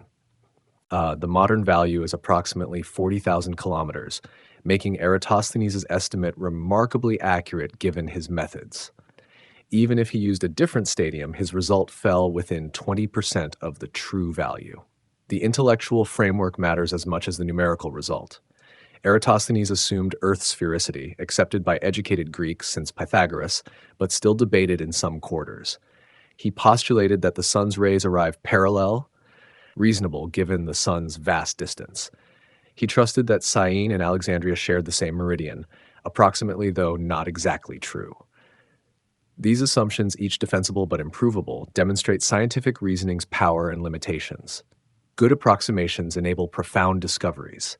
Methodological innovations accompanied the famous calculation. Eratosthenes invented systems of latitude and longitude, dividing Earth's surface into measurable coordinates.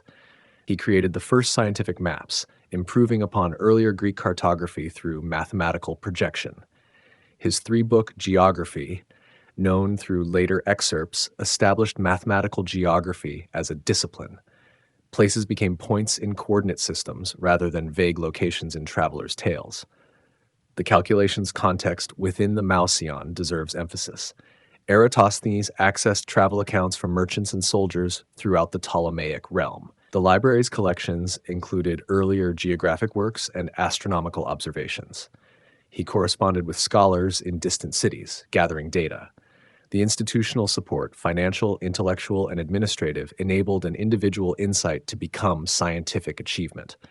Without Alexandria's resources, Eratosthenes' calculation would have remained impossible. Contemporary reactions varied. Some scholars immediately recognized the achievement's significance. Archimedes cited Eratosthenes' work on geographic measurement. Later, astronomers like Hipparchus refined his methods. But others resisted implications of Earth's vast size. If Earth measured 250,000 stadia around, how could the known world, from Britain to India, occupy such a small fraction? Eratosthenes' calculation implied vast unknown lands or oceans, challenging comfortable assumptions about Greek centrality. Practical applications emerged slowly. Navigation benefited from better understanding of Earth's dimensions, though centuries passed before accurate longitude determination became possible. Cartography improved through mathematical principles, but Eratosthenes seemed motivated by pure curiosity rather than practical concerns. Understanding Earth's size mattered for its own sake, expanding human comprehension of our cosmic position. This disinterested pursuit of knowledge characterized the best Alexandrian science. The measurement techniques spread through the ancient world. Posidonius later attempted his own calculation using Rhodes and Alexandria, obtaining a smaller value that unfortunately influenced Columbus's underestimate of Earth's size.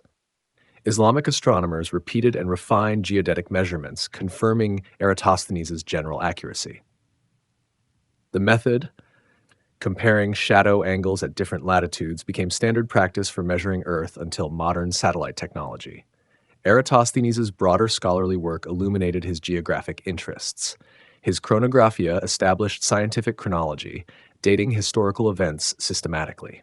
He calculated the dates of literary figures and political events, creating temporal frameworks still partially used.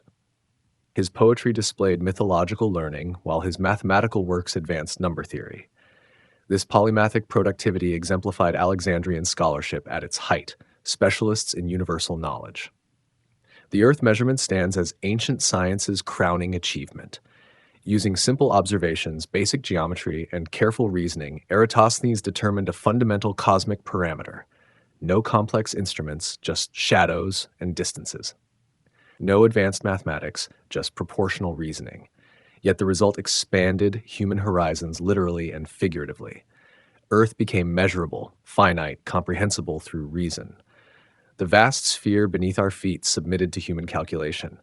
Modern science builds on foundations Eratosthenes established. When we measure galactic distances or subatomic dimensions, we follow his example, using indirect observations and mathematical reasoning to comprehend scales beyond direct experience. His calculation reminds us that profound discoveries often arise from simple questions pursued systematically.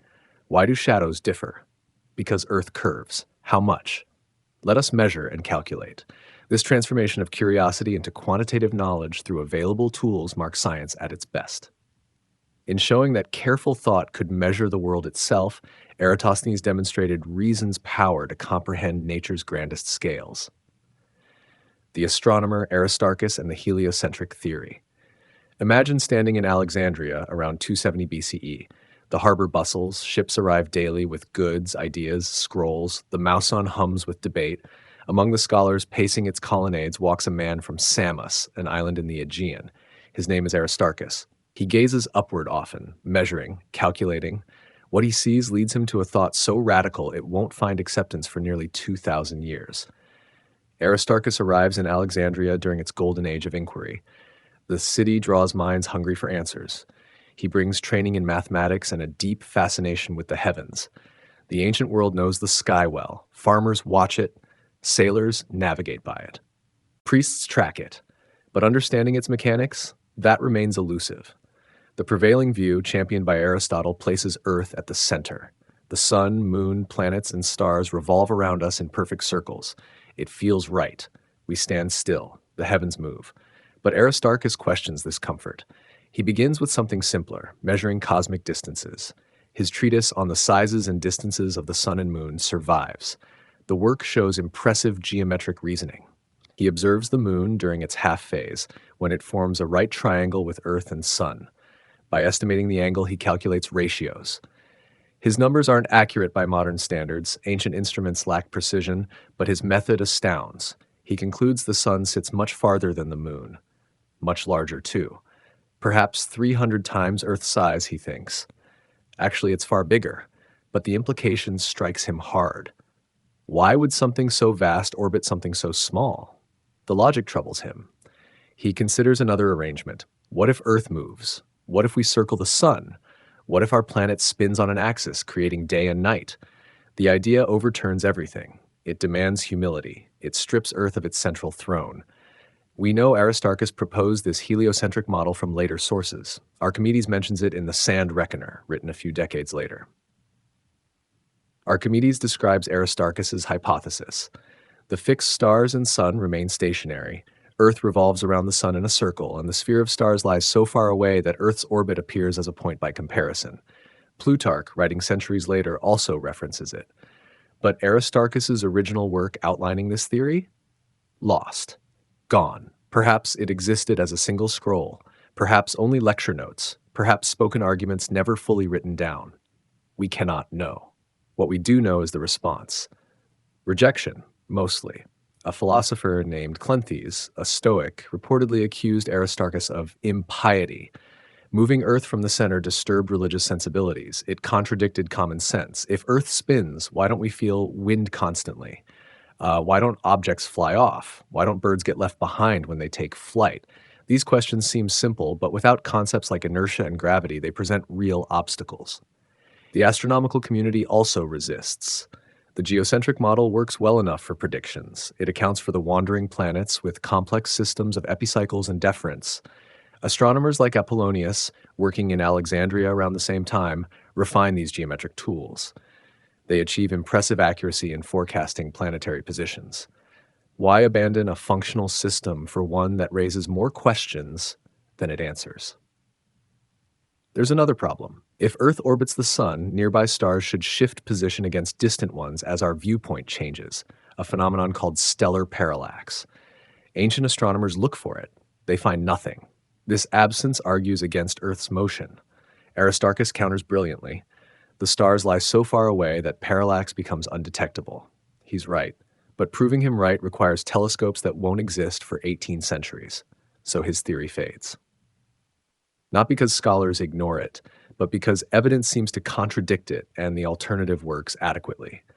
The heliocentric idea becomes a footnote, a curious speculation by a brilliant mathematician better known for his distance calculations. The intellectual apparatus of Alexandria, for all its genius, cannot yet support this leap. Yet, Aristarchus represents something vital about the library's culture. He thinks freely. He challenges authority, even Aristotle. The Mouseion provides space for radical ideas. No one silences him, no one burns his work. His hypothesis circulates, gets discussed, gets preserved by others even after his original texts vanish. This openness, this tolerance for dissent, marks Alexandria's peak. Aristarchus also embodies the interconnection of disciplines that the library fosters. He's astronomer, mathematician, and natural philosopher at once. His geometric methods for measuring cosmic distances influence later astronomers. His willingness to follow logic wherever it leads, even to uncomfortable conclusions, sets an example. Scholarship here isn't about defending tradition. It's about testing ideas against observation and reason. We know little of his life beyond his work. When did he arrive in Alexandria? How long did he stay? What other theories did he pursue? The sources stay silent. We have fragments, references, secondhand accounts. This pattern repeats throughout Alexandrian history. So much brilliance. So few complete records. The institution preserved ideas, but not always the full stories of those who conceived them. His heliocentric model does survive in memory, though. Centuries later, Copernicus will propose the same arrangement. Copernicus knows about Aristarchus. He mentions him in early drafts of De Revolutionibus, though the reference disappears in the published version. The chain of transmission remains murky, but the idea persists, dormant, waiting for an era with better instruments and different philosophical assumptions. What would have happened if Alexandria had embraced Aristarchus's vision? Would scientific progress have accelerated? Probably not. The technology and mathematical framework needed to develop heliocentric astronomy fully didn't exist. Even Copernicus, 1500 years later, struggles to make his system simpler than Ptolemy's geocentric version. The triumph of heliocentrism requires Kepler's ellipses, Galileo's telescope, and Newton's gravity. One brilliant insight, however correct, cannot overturn a paradigm without supporting infrastructure.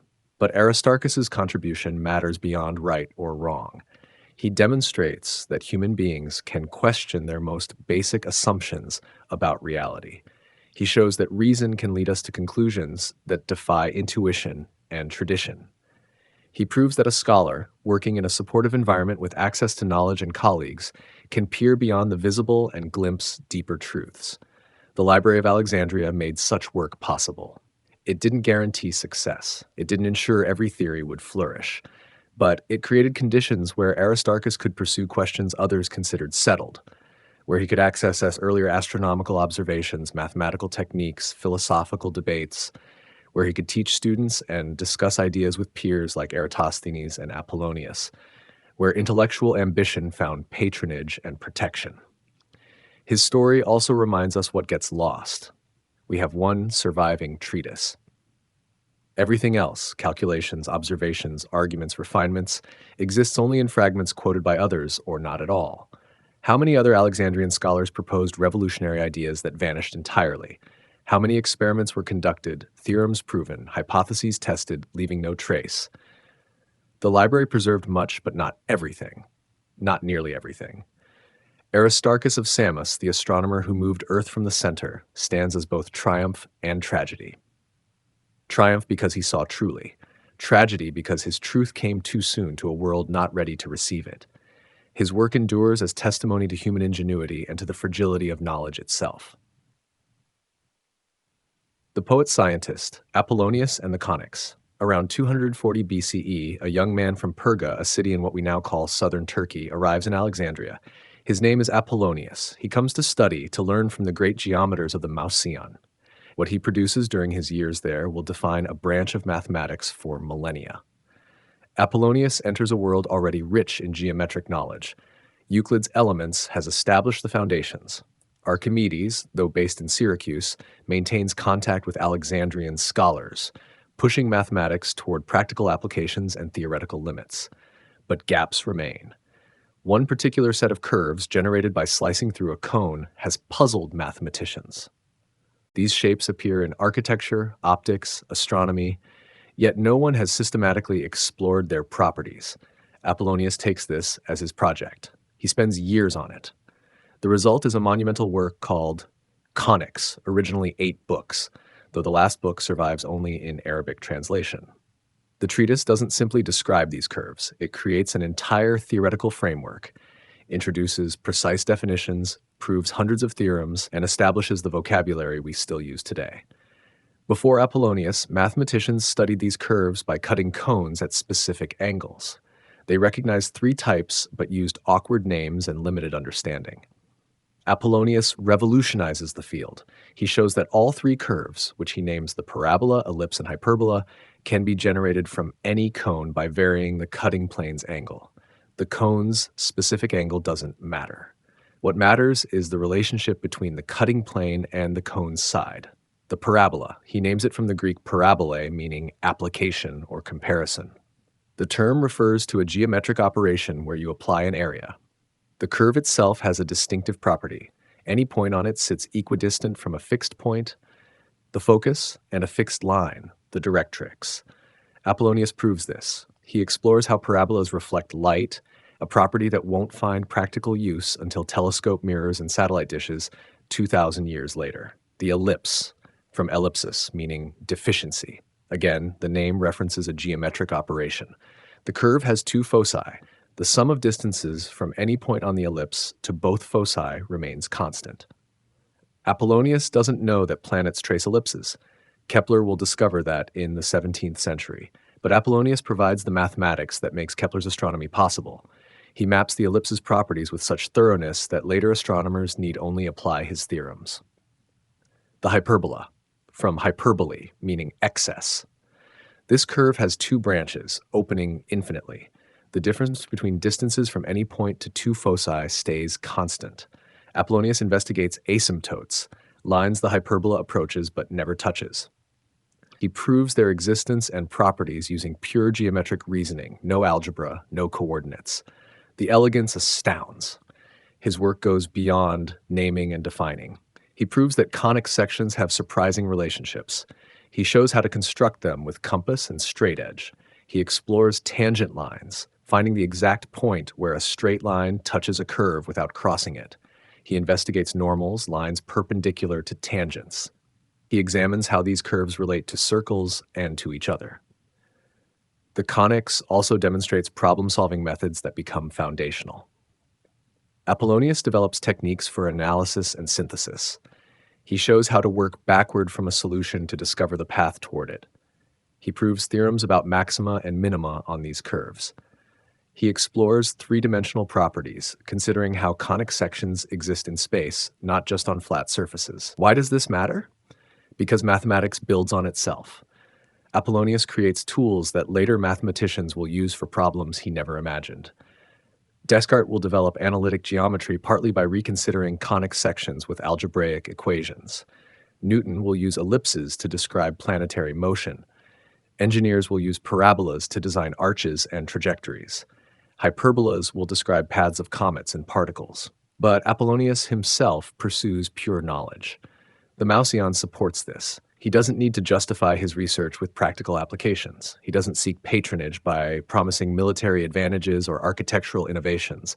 The Ptolemaic state funds him to think, to explore, to push the boundaries of human understanding of form and space. This freedom produces work of extraordinary depth. We know he also wrote other treatises, now lost. Cutting off of a ratio, cutting off of an area, on determinate section. Later, mathematicians reference these works, describe their contents, but the originals disappear. Once again, we face the pattern: brilliant work produced, partially preserved, mostly lost. What we have of conics survives because later scholars copied it, valued it, used it. The first 4 books come down through Greek manuscripts. The next 3 survive only in Arabic, translated by Islamic mathematicians who recognize their worth. The 8th book vanishes entirely. Apollonius gains renown in his lifetime. Contemporaries call him the Great Geometer. Students come to study with him. His work spreads beyond Alexandria to other centers of learning. But like Aristarchus, like so many Alexandrian scholars, his personal life remains obscure. We know he was born in Perga. We know he studied in Alexandria, possibly under students of Euclid. We know he later visited Pergamum, the rival library city. That's nearly everything. His relationship with Euclid's legacy interests scholars. Euclid had touched on conic sections in his work, but briefly. Apollonius takes those seeds and grows forests. He doesn't contradict Euclid. He extends, deepens, refines. This pattern of building on predecessors while acknowledging their contributions marks healthy scholarly tradition. The library facilitates this by maintaining texts, allowing comparison, preserving chains of thought across generations. Apollonius also represents the aesthetic dimension of mathematics. His proofs aren't just correct, they're elegant, economical, beautiful. He finds the shortest path to conclusions. He arranges theorems in logical sequence, each building on the last. He seeks generality, proving results that apply to whole classes of curves rather than specific cases. This pursuit of elegance for its own sake, this delight in pure form, characterizes the best Alexandrian work. The influence of conics extends remarkably far. Medieval Islamic mathematicians study it intensely. They write commentaries, develop its ideas further. When the Renaissance arrives and Europeans rediscover Greek mathematics, Apollonius becomes essential reading. Astronomers, architects, and natural philosophers all engage with his work. Even today, students of mathematics encounter his definitions, though often without knowing their source. What enabled Apollonius's achievement? Talent, certainly. Dedication, absolutely. But also institutional support. The Mouseion gave him time. It gave him access to earlier mathematical works. It surrounded him with colleagues pursuing their own researches, creating an atmosphere of intellectual excitement. It freed him from the need to earn a living through teaching or other work. It provided papyrus for his extensive writings. It ensured his treatises would be copied and preserved, at least initially. This ecosystem of sustained inquiry, this patient support for abstract thought, rarely existed in the ancient world. Athens had philosophical schools, but they operated differently. Rome would produce encyclopedists and compilers, but few original researchers in pure mathematics. The Library of Alexandria, for a few centuries, created conditions where people like Apollonius could flourish. His story also illustrates a paradox. Mathematics seems timeless. Theorems once proven stay proven. Yet mathematical knowledge remains fragile. It depends on transmission. Books decay, languages change, institutions collapse, priorities shift. Apollonius's work survived not by inevitability, but through countless decisions by later scholars to copy, translate, preserve. It could easily have vanished, like most of what Alexandria produced. The poet-scientist, they sometimes called him. The epithet captures something true. There's poetry in pure mathematics, in the quest for pattern and form, in the revelation of hidden relationships. Apollonius wrote in the language of geometry, but his work sings. It shows human thought at its most refined, wrestling with infinity and curve and proof, finding order in the abstract. The Great Rival, the rise of the Library of Pergamum. Not every great library stood in Alexandria. 200 miles north by sea, then inland through Asia Minor, another city harbored ambitions. Pergamum, perched on its acropolis, looked out over fertile valleys and trade routes. Its rulers watched Alexandria's glory and decided to build their own. The kingdom of Pergamum emerges from the chaos following Alexander's death. A dynasty called the Attalids takes power. They're Greek, like the Ptolemies, ruling over mixed populations. They understand that legitimacy comes not just from military strength, but from culture. Around 200 BCE, under Eumenes II, they undertake a massive project to create a rival center of learning. The Pergamene library begins with systematic collection. Agents travel to Athens, Rhodes, other intellectual centers. They purchase scrolls, commission copies, seek out rare texts. The approach mirrors Alexandria's, but operates under different constraints. Pergamum lacks Egypt's wealth. It cannot fund acquisitions on the same scale, but its rulers prove determined and creative. The rivalry becomes personal and political. Both kingdoms compete for influence among Greek cities. Both sponsor artists, poets, scholars. Both claim to be true heirs of Hellenistic culture. The library becomes a symbol of this competition, a way to measure civilizational achievement. How many scrolls do you hold?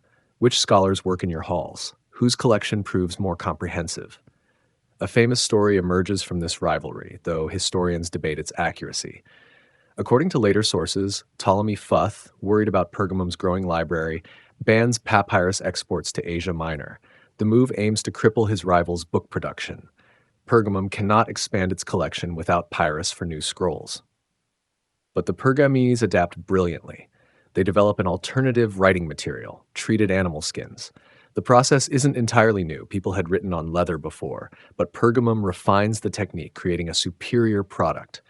They scrape, stretch, and treat skins to produce smooth, durable sheets.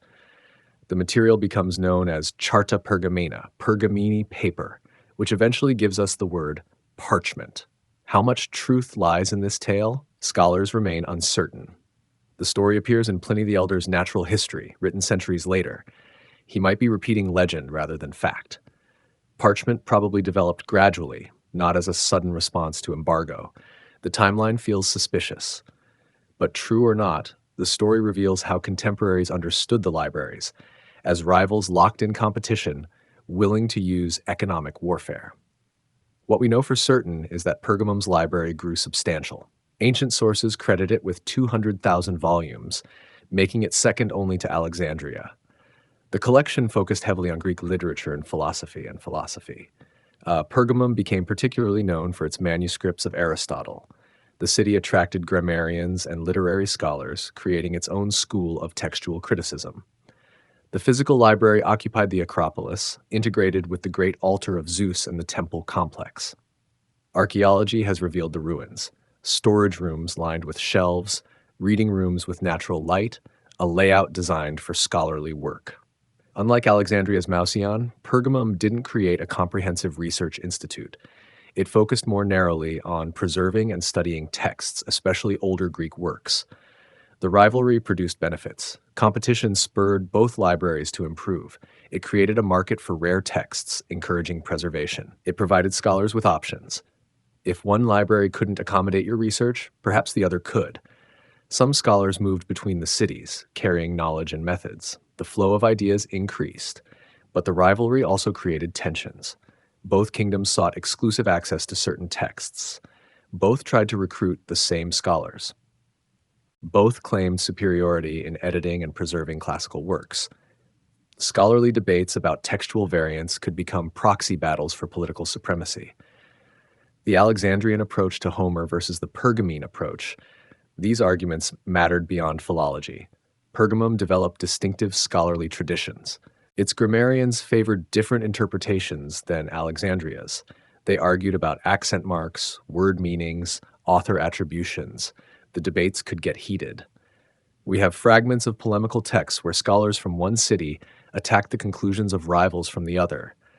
The passion seems excessive until you realize these arguments were about preserving cultural memory, about defining what the classics truly said. The library also reflected Pergamum's political needs. The Attalid kings used it to legitimize their rule. They portrayed themselves as protectors of Greek culture against barbarian threats. The library proved their commitment. It showed they weren't merely warriors, but cultivated rulers who valued learning. They commissioned statues of famous authors, creating a symbolic pantheon of Greek genius under royal protection. Eumenes II deserves credit as the library's primary builder. He reigned from 1907 to 159 BCE, a period of prosperity for Pergamum. He spent lavishly on public works. The altar of Zeus, the theater, the library, all rose during his reign. He understood soft power before the term existed. He knew that future generations would judge him not just by territories conquered, but by culture fostered. The rivalry's end comes through an unexpected route. In 133 BCE, the last Attalid king, Attalus III, dies without heir. His will bequeaths the entire kingdom to Rome. Why? The reasons remain debated. Perhaps he saw Roman dominance as inevitable. Perhaps he hoped to spare his people from civil war. Whatever the motivation, Pergamum becomes a Roman province. What happens to the library? It continues operating for a while under Roman administration. But its special status fades. Rome cares less about maintaining rival collections. The practical approach favors consolidation. According to Plutarch, Mark Antony later gives the entire Pergamene library, all 200,000 volumes, to Cleopatra for Alexandria. The gift supposedly compensates for losses in Caesar's fire. How accurate is Plutarch's account? We cannot be certain. He writes over a century later. The transfer of that many scrolls would be a massive undertaking. Did it really happen, or did Antony transfer some volumes while the story grew in telling? Or is the whole tale propaganda, Octavian's way of painting Antony as a man who stripped Greek cities to please his Egyptian lover? The uncertainty frustrates but also illuminates. These libraries existed in a world without modern record-keeping. Major events could occur without leaving definitive traces. Stories circulated, got embellished, became accepted history. We work with fragments, trying to piece together what actually happened. What's clear is that Pergamum's library never recovered its former glory. The scrolls either went to Alexandria or dispersed. The buildings gradually fell into neglect. By late antiquity, Pergamum remained an important city, but no longer an intellectual capital. The dream of rivaling Alexandria died, yet Pergamum's existence mattered. It proved Alexandria wasn't unique. Other cities could build great collections. Other rulers could patronize learning. The possibility of competition kept Alexandria honest, prevented complete monopoly on Greek knowledge. It showed that the preservation of culture required constant effort and resources, that no single institution could be taken for granted. The parchment innovation, if it truly came from Pergamum, represented a lasting contribution. Parchment proved more durable than papyrus. It could be scraped clean and reused, creating palimpsests. It eventually became the preferred material for medieval manuscripts. The codex format, pages bound together, worked better with parchment than papyrus. So even if Pergamum's library vanished, its innovation shaped how later civilizations preserved knowledge. The story of Pergamum reminds us that Alexandria's achievement required context. It existed within a network of Hellenistic centers, all collecting, copying, studying. It competed with rivals who pushed it to excel. It drew from a wider Greek world of learning. The Library of Alexandria was great, but it wasn't alone. Understanding its story means understanding the whole ecosystem of ancient knowledge. The royal conflicts, Ptolemy VIII, and the purge of intellectuals. The year is 145 BCE. Alexandria bleeds. The streets run red with violence as two claimants to the Ptolemaic throne battle for supremacy. The Mouseion, that sanctuary of learning, finds itself caught in the crossfire. What follows will mark the beginning of the end for Alexandria's golden age of scholarship. The trouble begins with family. Ptolemaic succession always involved intrigue, but this reaches new depths. Ptolemy VI Philometor rules Egypt, married to his sister Cleopatra II. They have a son. But Ptolemy VI also has a brother, Ptolemy VIII, called Physcon, Fatty, a nickname reflecting his legendary girth. The brothers co-rule at times, compete at others. When Ptolemy VI perishes in Syria, fighting yet another war, the situation explodes. Ptolemy VIII seizes power. He marries his widowed sister, Cleopatra II, consolidating his claim. But then he does something that shocks even a dynasty used to scandal. He also marries his niece, Cleopatra III, his new wife's daughter from her first marriage. Egypt now has a king with two queens, aunt and niece, both named Cleopatra. The arrangement proves unstable. The scholars of the Mouseion watch these developments with growing unease. They've always depended on royal patronage. The dynasty funds their research, pays their salaries, maintains their institution. But what happens when the dynasty turns on itself? What happens when kings stop caring about intellectual prestige? Ptolemy VIII proves different from his predecessors. The earlier Ptolemies valued learning. They competed to attract the best minds. Ptolemy VIII has other priorities. He's paranoid, suspicious of intellectuals. He sees plots everywhere. And crucially, many scholars had supported his brother, supported the old queen, supported anyone but him. The purge begins around 145 BCE and continues intermittently. Scholars who back the wrong side face arrest, exile, execution. The king doesn't need elaborate justification. Some face formal charges, others simply disappear. The Mouseion, once protected, becomes vulnerable. Its scholars discover that knowledge provides no shield against political violence. Some flee before the worst begins. They scatter across the Mediterranean. Athens receives a flood of Alexandrian refugees. So does Rhodes. The island of Pergamum welcomes some. These exiles carry their expertise with them. They establish schools in new cities. They teach students who would never have studied in Alexandria. In this way, the diaspora spreads Alexandrian learning, but at terrible cost. The sources describe the exodus.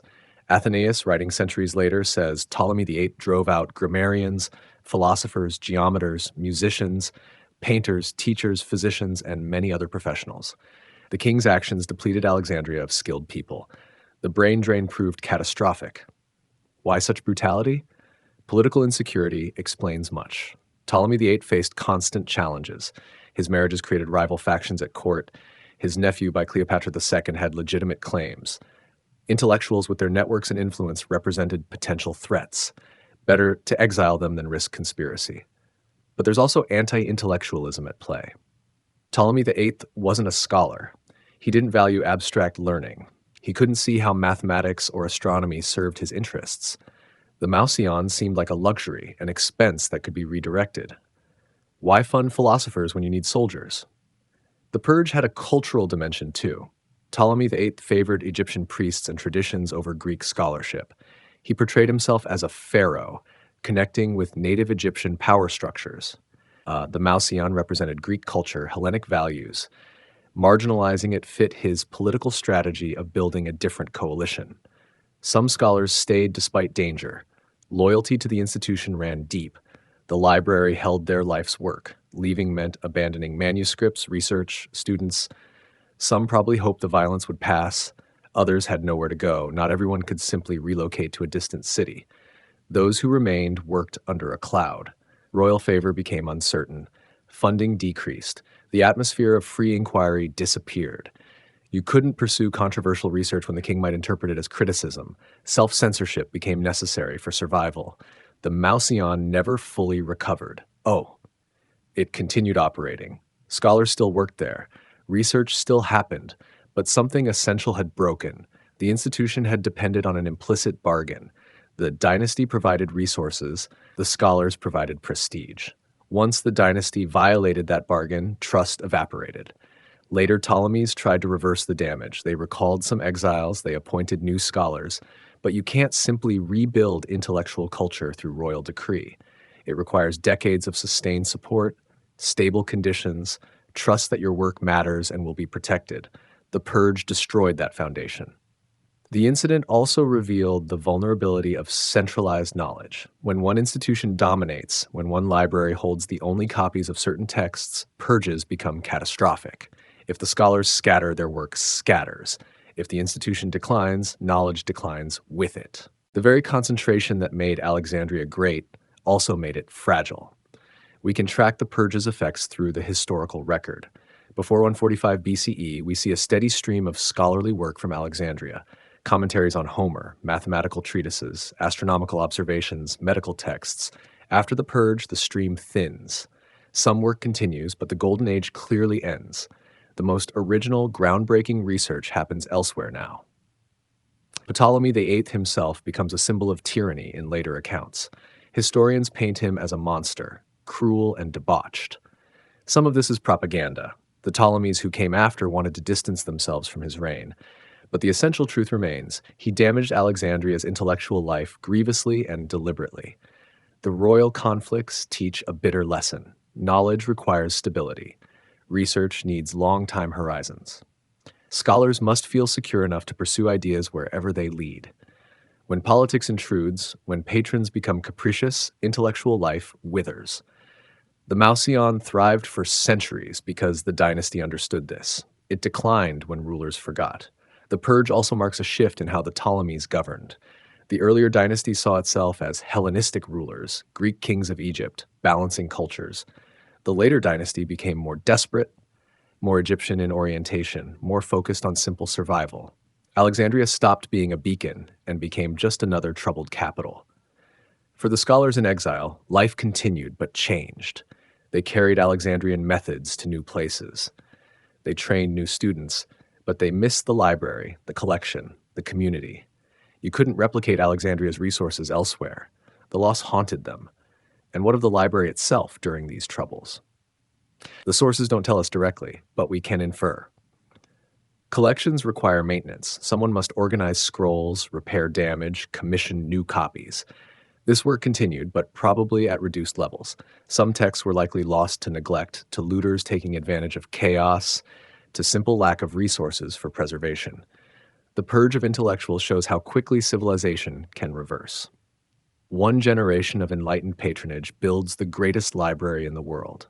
One generation of paranoid tyranny destroys the conditions that made it possible. The arc isn't inevitable. It results from choices, from priorities, from whether rulers value learning or fear it. Ptolemy VIII's reign stands as a warning. Knowledge needs protection not just from fire and flood, but from politics and paranoia. The greatest threat to libraries isn't always external enemies. Sometimes it comes from those who should be guardians, but choose otherwise. The Roman shadow, Alexandria in the late Ptolemaic era. By 100 BCE, everyone in the Mediterranean knows the future belongs to Rome. The legions march everywhere. Greek kingdoms that once seemed permanent now bend to Roman will. The Senate arbitrates their disputes. Roman merchants fill their ports, and Alexandria, proud Alexandria, feels the shadow growing longer. The Ptolemaic dynasty continues ruling Egypt. They sit on thrones, issue decrees, maintain the rituals of kingship. But real power shifts. When Ptolemies quarrel, they appeal to Rome. When they need military support, they beg Rome. The library still stands, scholars still work, but they do so in a kingdom that increasingly functions as a Roman client state. Rome views Egypt with a mix of fascination and calculation. The grain matters most. Egypt feeds Rome.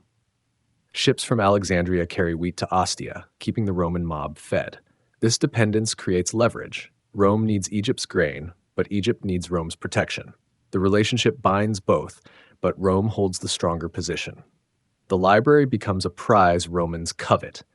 Educated Romans study Greek. They hire Greek tutors for their children. They collect Greek books. They visit Alexandria as tourists, gawking at the Pharos, attending lectures at the Mouseion. Some, like Cicero, genuinely love learning. Others merely want the prestige that Greek culture confers. But Romans also feel conflicted about Greek intellectual life. They see it as sophisticated yet decadent, brilliant yet impractical.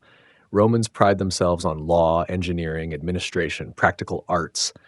Abstract philosophy, theoretical mathematics, these strike many Romans as wastes of time. They appreciate the fruits of Greek learning without always valuing the process that produces them. Cleopatra VII enters this complicated world. Born in 69 BCE, she's the last significant Ptolemy. She speaks multiple languages, including Egyptian, a rarity for her Greek dynasty. She's educated, intelligent, politically astute. She understands that Egypt's independence hangs by a thread, and that thread is Roman politics. The library during her time still functions. Scholars still research, but the institution has diminished. The purges under Ptolemy VIII damaged it. Decades of dynastic instability weakened it. Competition from other libraries dispersed talent. Roman dominance changed priorities. Why invest heavily in pure research when survival demands diplomacy and military preparation? Cleopatra herself values learning. She probably used the library. She certainly surrounded herself with educated advisors. But she had to focus on keeping Egypt independent, or at least semi-independent. The library couldn't be her priority, however much she might have wished otherwise. Julius Caesar enters the story in 48 BCE. He's chasing his rival Pompey, who's fled to Egypt after losing a civil war. Pompey thinks the Ptolemies will shelter him. Instead, they execute him, presenting his head to Caesar as a gift. They hope this will win favor. It doesn't. Caesar is appalled by the murder and by the presumption. Caesar finds Alexandria in chaos.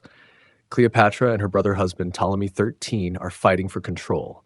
Caesar, with only a small force, inserts himself as arbiter. He occupies the royal palace. He summons both Ptolemies to appear before him. The girl who rules Egypt now answers to Rome. Cleopatra famously smuggles herself into the palace, perhaps in a carpet or bedroll. She meets Caesar privately. She's 21, intelligent, desperate. He's 52, powerful, curious. They become allies, then lovers. Caesar backs her claim to the throne. This triggers war. Ptolemy XIII's supporters attack. Caesar finds himself besieged in the palace quarter with insufficient troops. He controls the harbor with his ships, but the city itself turns hostile. The situation grows desperate. He needs to prevent the Egyptian fleet from reinforcing his enemies. He orders the ships burned. The fire spreads. Warehouses near the harbor catch flame. And here disaster strikes the library. Ancient sources, Seneca, Plutarch, Orosius, report that a large number of scrolls perish in the flames. How many? Estimates vary wildly. 40,000? 400,000? We cannot know. What burned exactly? Probably not the main library in the Mouseion. That sat in the Mouseion district, somewhat distant from the harbor.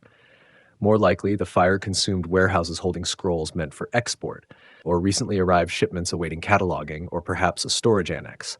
Still, the loss hurt. Any scrolls destroyed represented knowledge potentially lost forever. Caesar's war continues through the winter. Eventually, Roman reinforcements arrive. Ptolemy XIII dies, either in battle or fleeing. Caesar places Cleopatra firmly on the throne, married to her younger brother Ptolemy XIV, a child.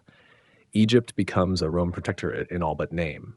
The library survives Caesar's war, but diminished, wounded, more vulnerable than before. The pattern becomes clear. Rome brings both protection and danger.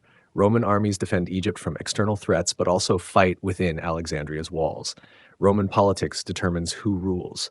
Roman needs drive Egyptian policy. The library exists at Rome's pleasure now. After Caesar's death, the triumvirate divides the Roman world. Mark Antony gets the east. He summons Cleopatra to Tarsus in 41 BCE. She arrives in spectacular fashion, sailing up the river in a golden barge. He's smitten. They become allies, lovers, partners in a scheme to create an independent Eastern empire. Antony supposedly gives Cleopatra the Library of Pergamum, 200,000 scrolls, as a gift. If true, this represents an attempt to rebuild Alexandria's collection after Caesar's fire. It also shows Antony using Roman power to serve his Egyptian partners' interests. His enemies in Rome seize on such acts as proof he's become un-Roman, corrupted by Eastern luxury. Cleopatra and Antony's partnership ends at Actium in 31 BCE. Octavian's fleet defeats them. They flee to Alexandria. Octavian follows. In 30 BCE, both take their own lives. Egypt becomes a Roman province. The Ptolemaic dynasty ends. The library passes into Roman hands. What happens next shapes the library's remaining centuries. Octavian, soon to become Augustus, treats Egypt differently than other provinces. He rules it personally, not through the Senate. No senator can visit without permission. Egypt's grain matters too much to risk. Alexandria remains important, but as Rome's breadbasket, not as an intellectual capital. The library continues under Roman rule. Augustus and later emperors maintain it. Scholars still work there. Students still study. But the relationship changes. The Ptolemies built the library to glorify their dynasty and advance knowledge. Rome maintains it as a curiosity, a tourist attraction, a monument to past glory. Roman emperors sometimes show interest. Claudius adds a wing dedicated to his own historical writings. Other emperors visit, consult texts, sponsor specific scholars. But Rome never invests in the library the way the early Ptolemies did. It never becomes central to Roman identity. The shadow that fell over Alexandria during the late Ptolemaic era never lifts. Rome doesn't destroy the library, but Roman dominance changes its nature. An institution built for pure research becomes a repository, a museum in the modern sense, a place to preserve the past rather than create the future. The scholars working in Roman Alexandria know this. They copy, comment, preserve. They produce less original work. The great age of discovery has passed. They're curators now, not pioneers.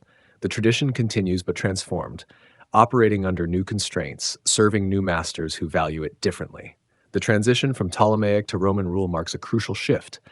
Knowledge becomes less about pushing boundaries and more about maintaining tradition. The library survives, but its mission narrows. This change, subtle at first, sets the stage for the long decline to come. Imperial patronage. The library under the Roman emperors, Augustus rules the world. From Britain to Syria, the Mediterranean belongs to Rome. And Egypt, wealthy Egypt, sits at the center of this empire as the emperor's personal domain. The Library of Alexandria exists now not as a symbol of Ptolemaic glory, but as a Roman possession, maintained by imperial decree. The first Roman emperors understand the library's value. It represents continuity with the Hellenistic past. It demonstrates that Rome isn't just about legions and roads, but also about culture and learning. Educated Romans revere Greek knowledge. Supporting the library shows the emperor as a civilized ruler, not a mere military strongman. Augustus himself probably never visits Alexandria. He's too busy consolidating power, but he appoints prefects to govern Egypt, and these officials receive instructions about maintaining public institutions. The library continues operating, scholars continue receiving support, though now from Rome's treasury rather than a Ptolemaic king's. The change affects daily operations. Under the Ptolemies, the library had direct access to royal patronage. A scholar could petition the king. The king might personally decide on funding. This relationship, however unpredictable, allowed for spontaneous generosity. Under Rome, everything flows through bureaucracy. Prefects submit requests, emperors approve budgets. The process becomes more regularized, but also more distant. Some emperors take personal interest. Claudius, emperor from 41 to 54 CE, fancies himself a scholar. He writes histories of Carthage, Etruria, and Rome itself. He wants these works preserved and studied. So he orders an addition to the Mouseion complex dedicated to his writings. Once a year, scholars must gather to hear his histories read aloud. The emperor as scholar patron, forcing his work into the canon. Hadrian, ruling from 117 to 138 CE, loves Greek culture deeply. He visits Alexandria during his extensive travels. He tours the library, converses with scholars, asks questions. He's genuinely interested, not just performing. He funds repairs to buildings, like endows chairs for specific subjects. Under Hadrian, the library enjoys a brief renaissance, but even sympathetic emperors can't restore what's been lost. The library no longer drives innovation. The great age of Eratosthenes and Apollonius has passed. Scholars now focus on textual preservation, commentary, collecting older works. Original research continues, but at a slower pace. The culture has shifted from discovery to conservation. The reasons for this shift run deep. Alexandria, under Roman rule, loses its political independence. The city no longer serves as a capital of a sovereign kingdom. It's a provincial city, however grand. Without political power comes loss of prestige. The best minds increasingly go to Rome itself, where patronage is greater and opportunities more abundant. Competition also increases. Rome has libraries now. Julius Caesar planned one before his death. Asinius Pollio established the first public library in Rome. Augustus built 2 more. Later emperors add others. These Roman libraries hire scholars, build collections. They can't match Alexandria's size, but they offer advantages. You're close to power. You can network with senators and wealthy patrons. You're at the empire's center. The nature of scholarship changes under empire. Roman culture values practical knowledge. Romans want encyclopedias that organize existing information, not speculative philosophy. They want histories that justify by Roman rule, not theoretical mathematics. The intellectual climate doesn't encourage the kind of abstract inquiry Alexandria once fostered. We see this in the scholars who work at the library during Roman centuries. They're impressive people, grammarians, philologists, commentators, but they're not Euclid or Aristarchus. They write about earlier scholars rather than opening new fields. They preserve, explain, transmit. This work matters. Without it, much ancient knowledge would vanish. But it's a different mission than the library's original purpose. Certain emperors prove actively harmful. Caligula, briefly emperor from 37 to 41 CE, considers removing Homer's works from the library. Why should Homer get such honor, he asks. The plan doesn't materialize. But the fact that an emperor could propose it shows the library's vulnerability. Imperial whim can threaten even the most canonical texts. Caracalla, ruling in the early 3rd century CEE, visits Alexandria in 215 CE. He's angry about satirical writings mocking him. He orders a massacre of the city's young men. Thousands die. The library isn't specifically targeted, but the violence terrorizes scholars. Many flee. The city's intellectual life suffers another blow, another exodus. The library also faces practical challenges. Scrolls decay, papyrus doesn't last forever. The dry Egyptian climate helps, but scrolls still need regular recopying. This requires money, skilled scribes, institutional commitment. As imperial priorities shift, as provinces face external threats, as resources get redirected to military needs, maintenance suffers. By the 3rd century CE, the empire faces crisis. Civil wars erupt.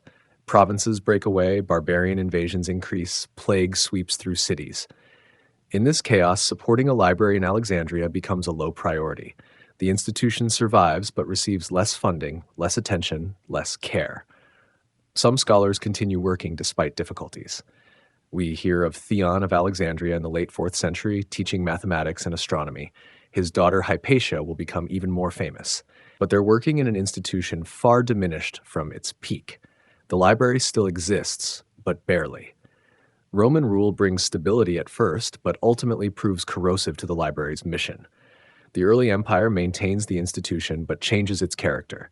The Middle Empire neglects it. The late empire, consumed by crisis, can barely sustain it.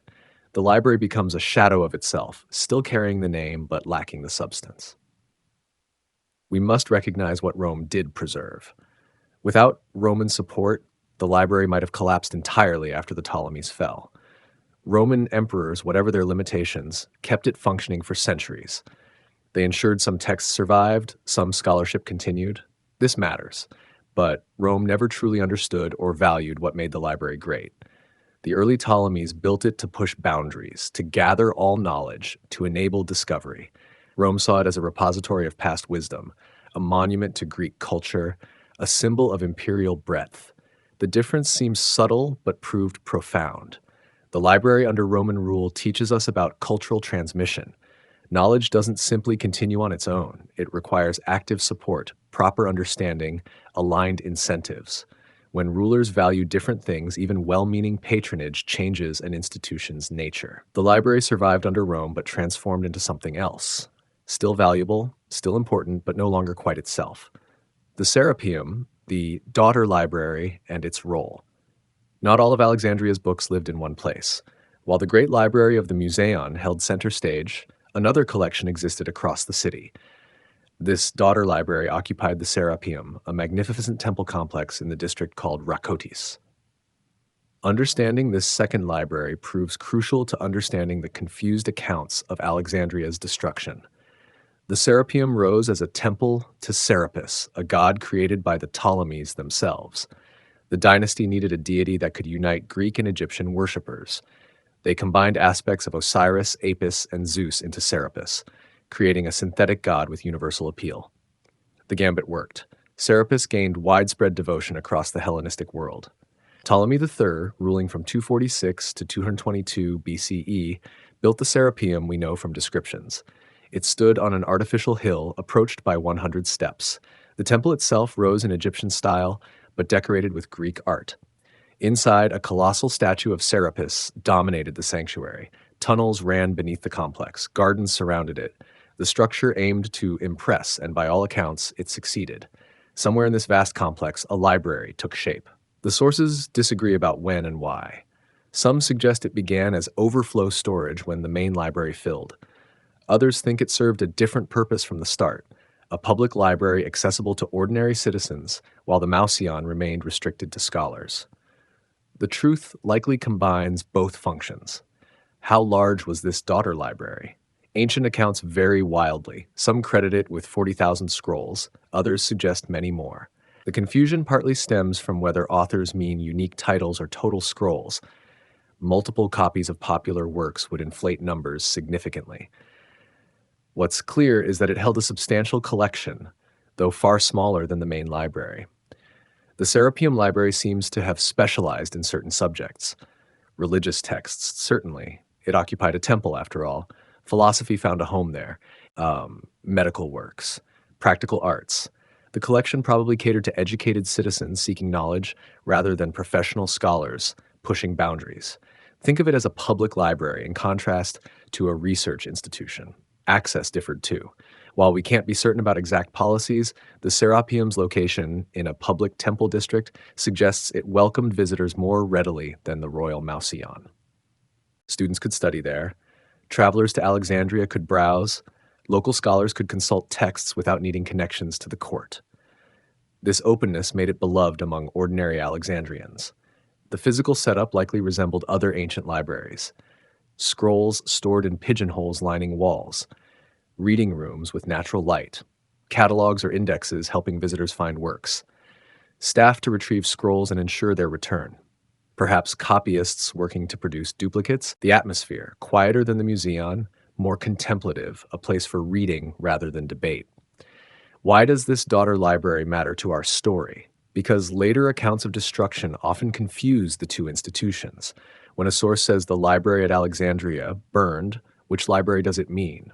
The royal one at the Mouseion, the public one at the Serapeum, both? The ambiguity has frustrated historians for centuries. Evidence suggests the two libraries had different fates. The main Mouseion library probably declined gradually through the Roman period, suffering from neglect, fires, and dispersal of scrolls. The Serapeum library survived longer, continuing to function even as the Mouseion faded. This makes sense. Temples proved more durable than research institutes. Public institutions often outlast specialized ones. The Serapeum remained a center of pagan worship through the Roman centuries. As Christianity spread, tensions grew. Christians saw Serapis as a demon, the temple as a place of idolatry. But the library? Christians who valued learning could appreciate it even while condemning the religious practices around it. This ambiguity meant it might escape destruction that befell the temple proper. Archaeological work has uncovered parts of the Serapeum complex. Visitors to modern Alexandria can see foundation stones, the remains of the processional way, scattered architectural fragments. But the library rooms themselves, harder to identify. Libraries don't leave distinctive archaeological signatures. Scroll storage rooms look like storage rooms. Without inscriptions, we rely on ancient descriptions. The daughter library also played a role in Alexandria's daily intellectual life that histories focused on the Mouseion miss. Most scholars didn't work at the Royal Library. They taught in schools, practiced medicine, wrote for patrons, worked as scribes. The Serapeum Library served these people. It democratized knowledge in a city where the greatest collection remained controlled by the state. Some famous scholars used the Serapeum Library. We know this from casual references in their works. A philosopher might mention consulting a text at the Serapeum. A physician might credit information from scrolls in the Temple of Serapis. These glimpses reveal an institution woven into the city's fabric, not separate and elite like the Mouseion. The library's association with the temple also connected it to rituals and festivals. Religious processions passed the Serapeum. Festivals brought crowds. Some ceremonies might have involved ritual readings from important texts. The library participated in Alexandria's public life, not just its scholarly life. This integration gave it resilience, but also exposed it to religious conflict. As paganism waned and Christianity rose, the Serapeum became a flashpoint. By the late 4th century CE, the temple represented the old order. Its priests still performed ancient rites. Its library still held philosophical works arguing for pagan worldviews. To Christians seeking to transform Alexandria into a Christian city, the Serapeum posed both symbolic and practical challenges.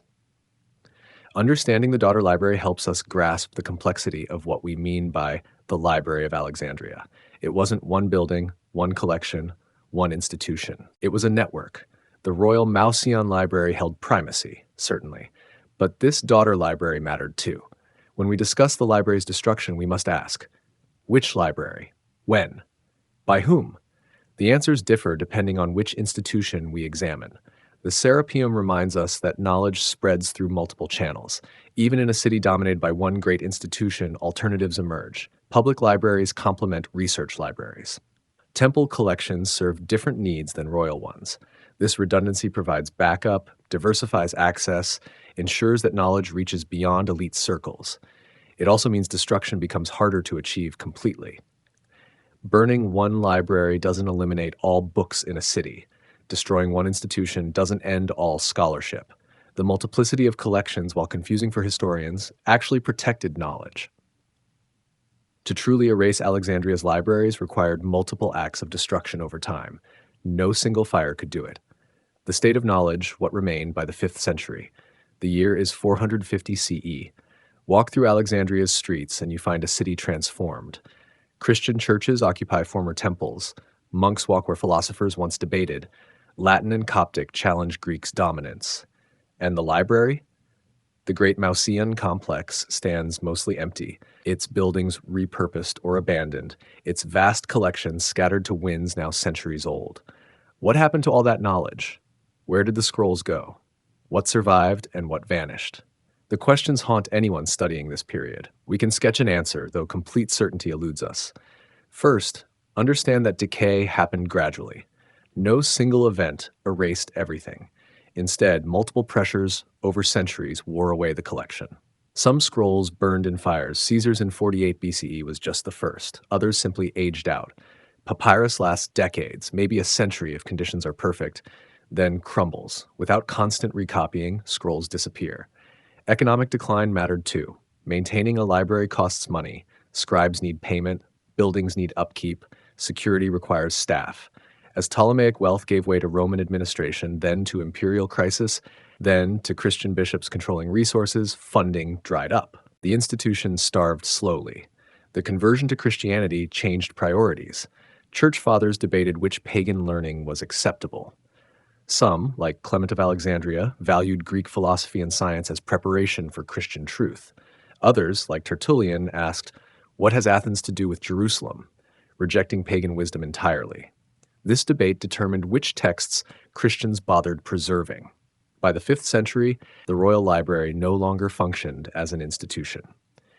The Mouseion buildings might have housed other activities, church offices, private residences, warehouses. But the systematic collection, cataloging, and scholarly community, gone. Scholars wanting to consult texts had to search elsewhere. Private collections persisted.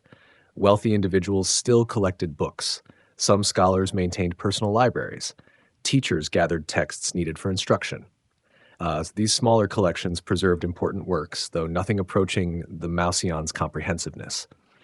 Knowledge survived but fragmented, dispersed across many hands. The Serapeum Library fared differently. It continued operating into the late 4th century. When Patriarch Theophilus destroyed the Serapeum Temple in 391 CE, the library perished with it. That loss hurt. Unlike the royal library's gradual decline, this came as sudden destruction. Scrolls went to flames or looters. Specific works vanished that day, never to return. What texts survived Alexandria's decline? We can reconstruct some patterns. Works copied frequently had better chances. Homer's epics existed in hundreds of versions, making total loss unlikely. Popular philosophical texts, Plato's dialogues, Aristotle's ethics, survived because teachers needed them. Medical texts persisted because physicians required them. Specialized scientific works fared worse. Advanced mathematics, detailed astronomical observations, cutting-edge research that few people needed or understood. These faced higher risk. If only one or two copies existed, destruction became more likely. If the knowledge required expertise to appreciate, fewer people bothered preserving it.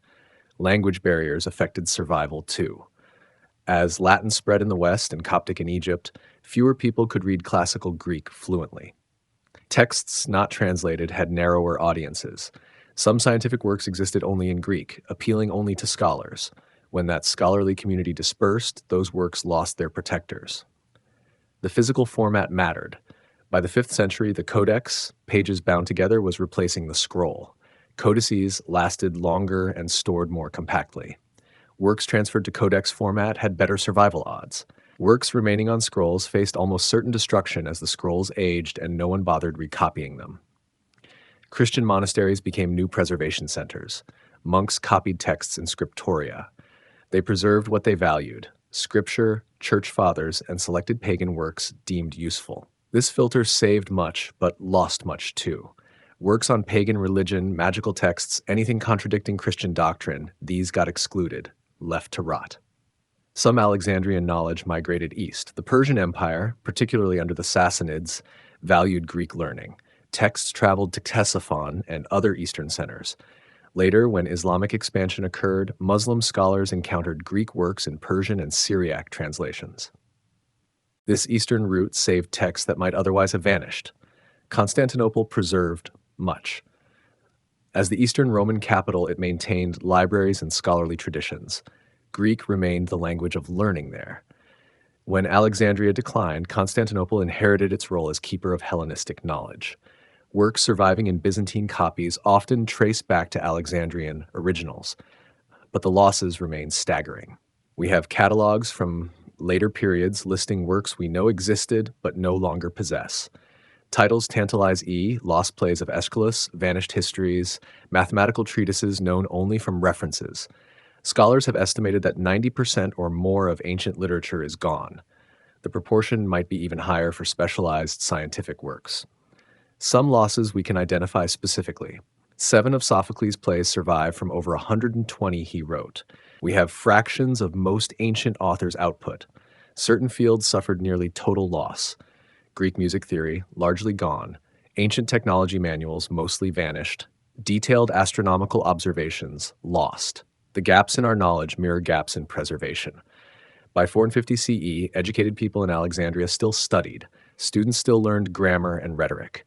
Physicians still practiced medicine based on ancient texts. But the cutting edge had moved elsewhere. The city that once defined intellectual progress now conserved fragments of its past glory.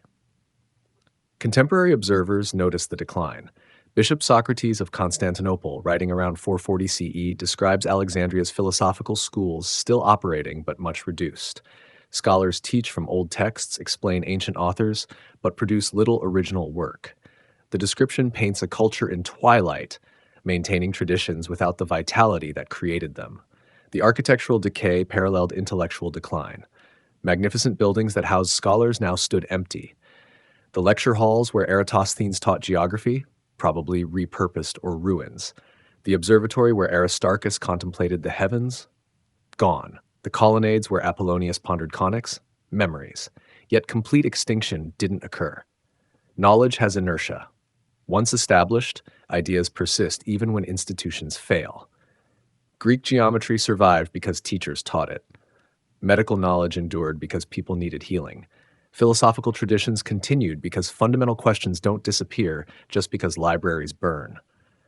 The state of knowledge in 5th century Alexandria teaches humility. Civilizations don't preserve themselves automatically. Knowledge requires active maintenance, resources, institutions, people who care. When these elements align, culture flourishes. When they fail, centuries of accumulated wisdom can vanish within generations. It also shows resilience. Despite catastrophic losses, enough survived that later civilizations could rebuild. The Renaissance recovered ancient learning. The Islamic Golden Age preserved and extended Greek science. Modern scholarship pieces together fragments. The chain of transmission broke repeatedly, but never completely. Walking through Alexandria in 450 CE, you'd find a city still beautiful, still important, but intellectually diminished. The library that once held the world's knowledge exists now in memory and scattered remnants. What remains will sleep for centuries, waiting for future scholars to rediscover, translate, and marvel at what once was, and what so nearly was lost forever. The Patriarch Theophilus and the destruction of the Serapeum, 391 CE. In the year 391, something irreversible happened in Alexandria. The great Serapeum, standing proud on the city's Acropolis for over 6 centuries, became a battlefield. This wasn't war between nations. This was faith against faith, old world against new. Emperor Theodosius I had spoken clearly from Constantinople. His edicts against pagan worship weren't suggestions. They were law. Temples across the Roman Empire faced closure, conversion, or demolition. Alexandria, with its deep roots in Hellenistic tradition, suddenly found itself on the wrong side of history's turn. Theophilus led the church in Alexandria. He was patriarch, yes, but also a man of considerable political skill and uncompromising vision. When he received imperial permission to repurpose pagan temples, he saw opportunity. The Serapeum wasn't just any temple. It dominated Alexandria's skyline, a monument to Serapis, that syncretic god born from Greek and Egyptian traditions. Within its walls stood one of the city's great libraries, the daughter collection to the ancient royal library. The ancient sources tell us what followed, though they disagree on certain details. Socrates Scholasticus, writing decades later, describes Theophilus leading Christians in procession. They carried axes and hammers. They came to remake the sacred landscape of their city. A pagan community didn't submit quietly. Olympius, a philosopher who taught at the Serapeum, rallied defenders. They barricaded themselves inside, holding Christian prisoners. The standoff turned violent. Blood spilled on both sides. But the outcome was never truly in doubt. Imperial power stood behind Theophilus. The defenders could hold their ground for days, perhaps weeks, not forever. When negotiations broke down, Theophilus received additional imperial backing.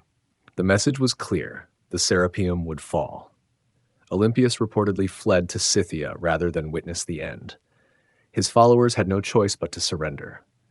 Then came the destruction. The great statue of Serapis, towering and magnificent, came down first. This moment carried profound symbolism.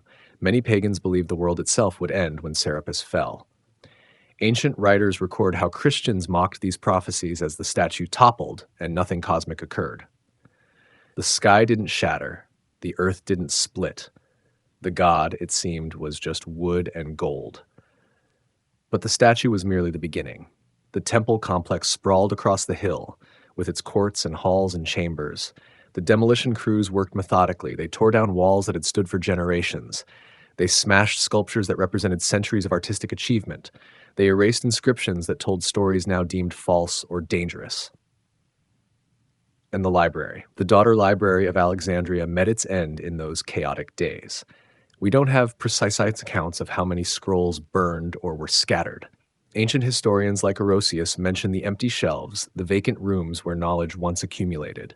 The scholar Ammianus Marcellinus, writing slightly earlier, had described the temple libraries with admiration. By the time Christian writers surveyed the damage, those collections had vanished. What burned? We can only speculate. The daughter library held works accessible to the public, texts that the main royal library perhaps considered duplicates or less precious. But this doesn't mean minor works. Philosophy surely filled those shelves. Religious texts from multiple traditions, scientific treatises, mathematical works, commentaries on older classics. The practical loss was immense, even if no unique texts disappeared. Some scholars suggest certain scrolls escaped. Perhaps private collectors rescued materials during the chaos. Perhaps sympathetic Christians salvaged what they could. The transition wasn't absolute genocide of text, but organized public preservation ended that day. The Serapeum's destruction carried meaning beyond the physical. This wasn't random violence or accidental fire. This was policy, state-sanctioned cultural transformation.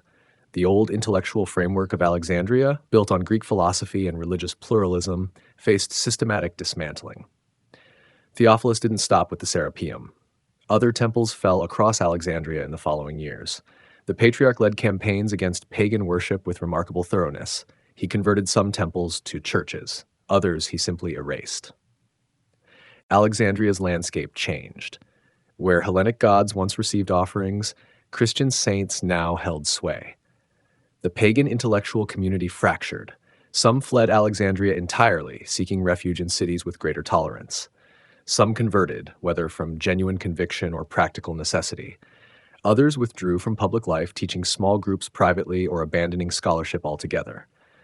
The Serapeum had served as more than a library.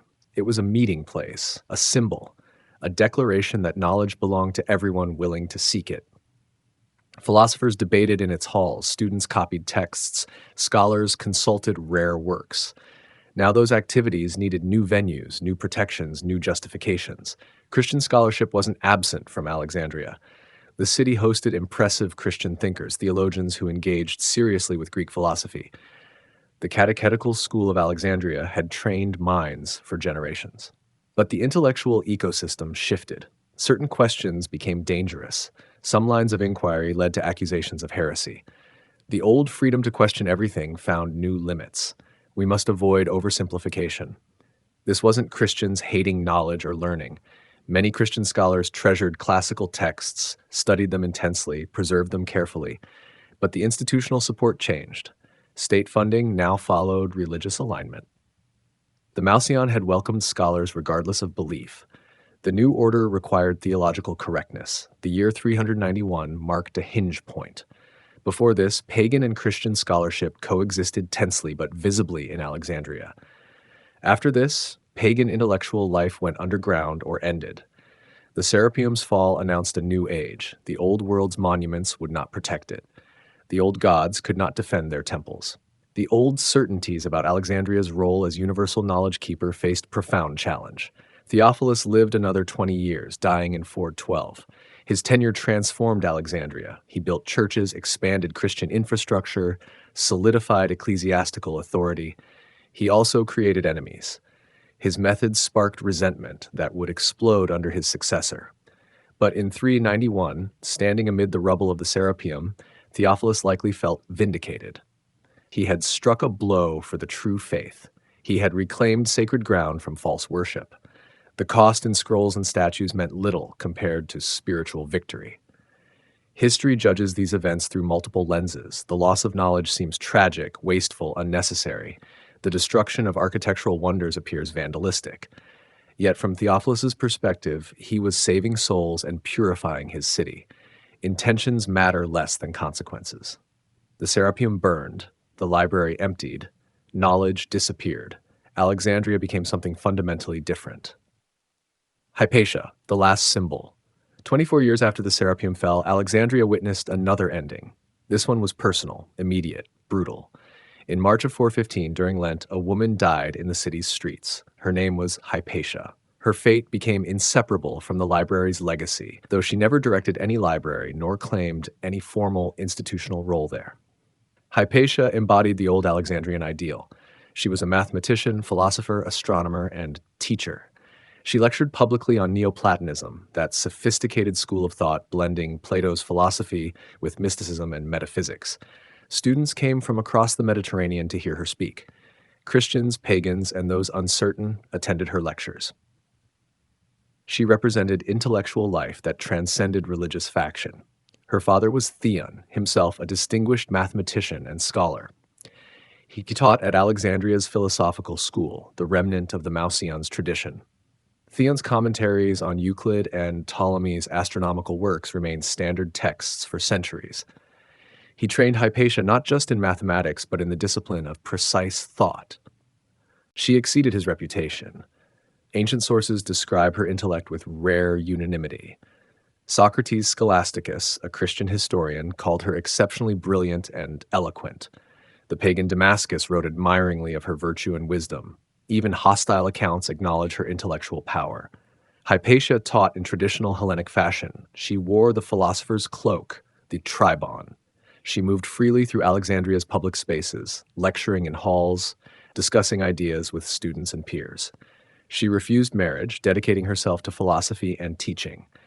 This independence was unusual but not unprecedented. Alexandria had known learned women before. Her teaching attracted prominent citizens. Orestes, the Roman prefect governing Alexandria, numbered among her students and friends. This friendship would prove fatal.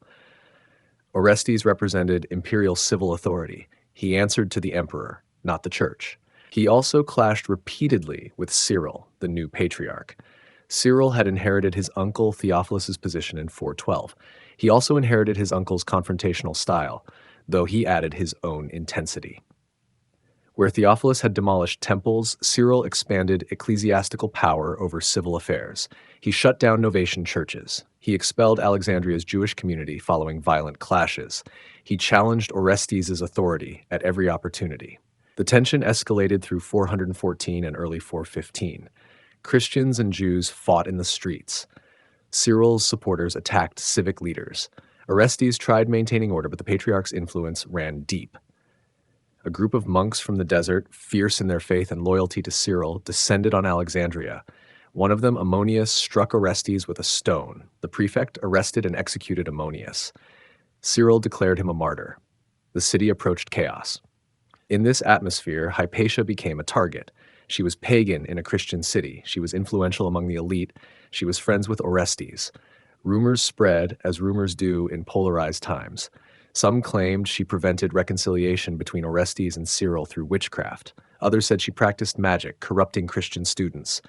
The accusations were baseless but dangerous. March of 415, Lent. Hypatia traveled through Alexandria in her chariot. A mob intercepted her. They were parababalani, laymen attached to the church who cared for the sick but also served as enforcers. Their leader was Peter the Reader, a church official. They dragged her from the chariot. They brought her to a church, or perhaps the Caesareum, sources differ. What followed was horrific.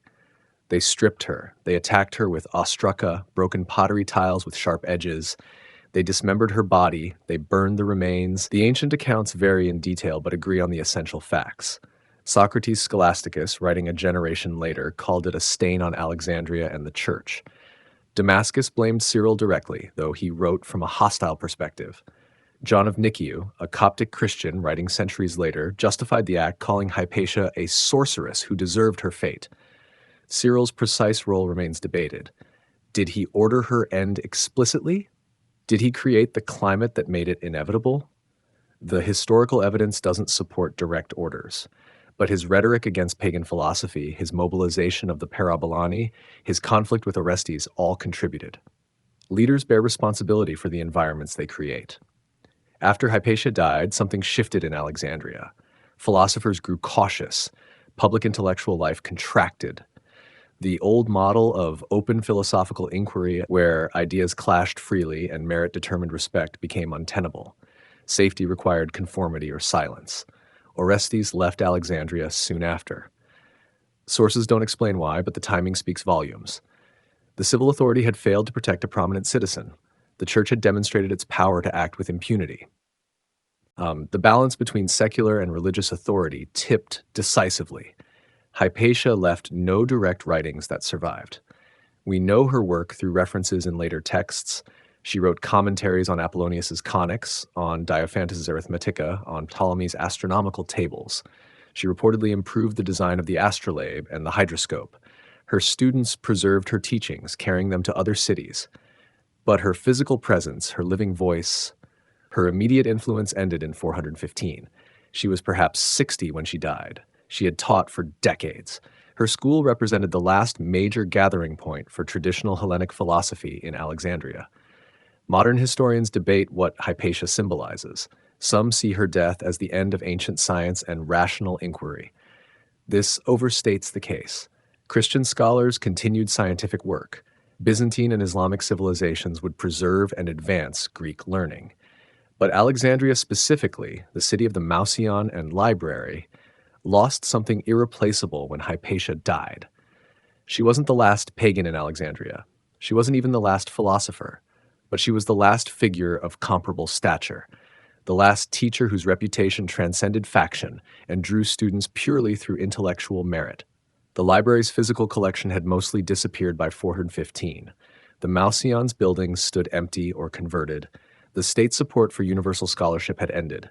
Hypatia's school operated independently, sustained by her reputation and student fees, not royal patronage. When she died, that independent tradition died too. Alexandria continued as a city of learning. Christian theology flourished there. The catechetical school trained influential thinkers. But the vision of Alexandria as a neutral ground for all knowledge, regardless of origin or religious implication, that vision expired in March 415. Hypatia became a symbol because she died for representing that vision. She taught mathematics, which seemed neutral, and philosophy, which challenged dogma. She wore the philosopher's cloak in a city where Christian robes signified safety. She befriended powerful men, but claimed no power beyond her intellect. In the end, none of it protected her. The story of the library and the story of Hypatia intertwine not because she worked at any library, but because both represented the same ideal. Knowledge belongs to humanity, not to any faction. Truth emerges from inquiry, not from authority. The life of the mind transcends temporary politics and religious division. That ideal, born with Ptolemy Fuan's vision, nurtured in the Mouseion, scattered when the libraries burned, died its final symbolic death when Hypatia's blood stained Alexandria's streets. The state of knowledge, what remained by the 5th century.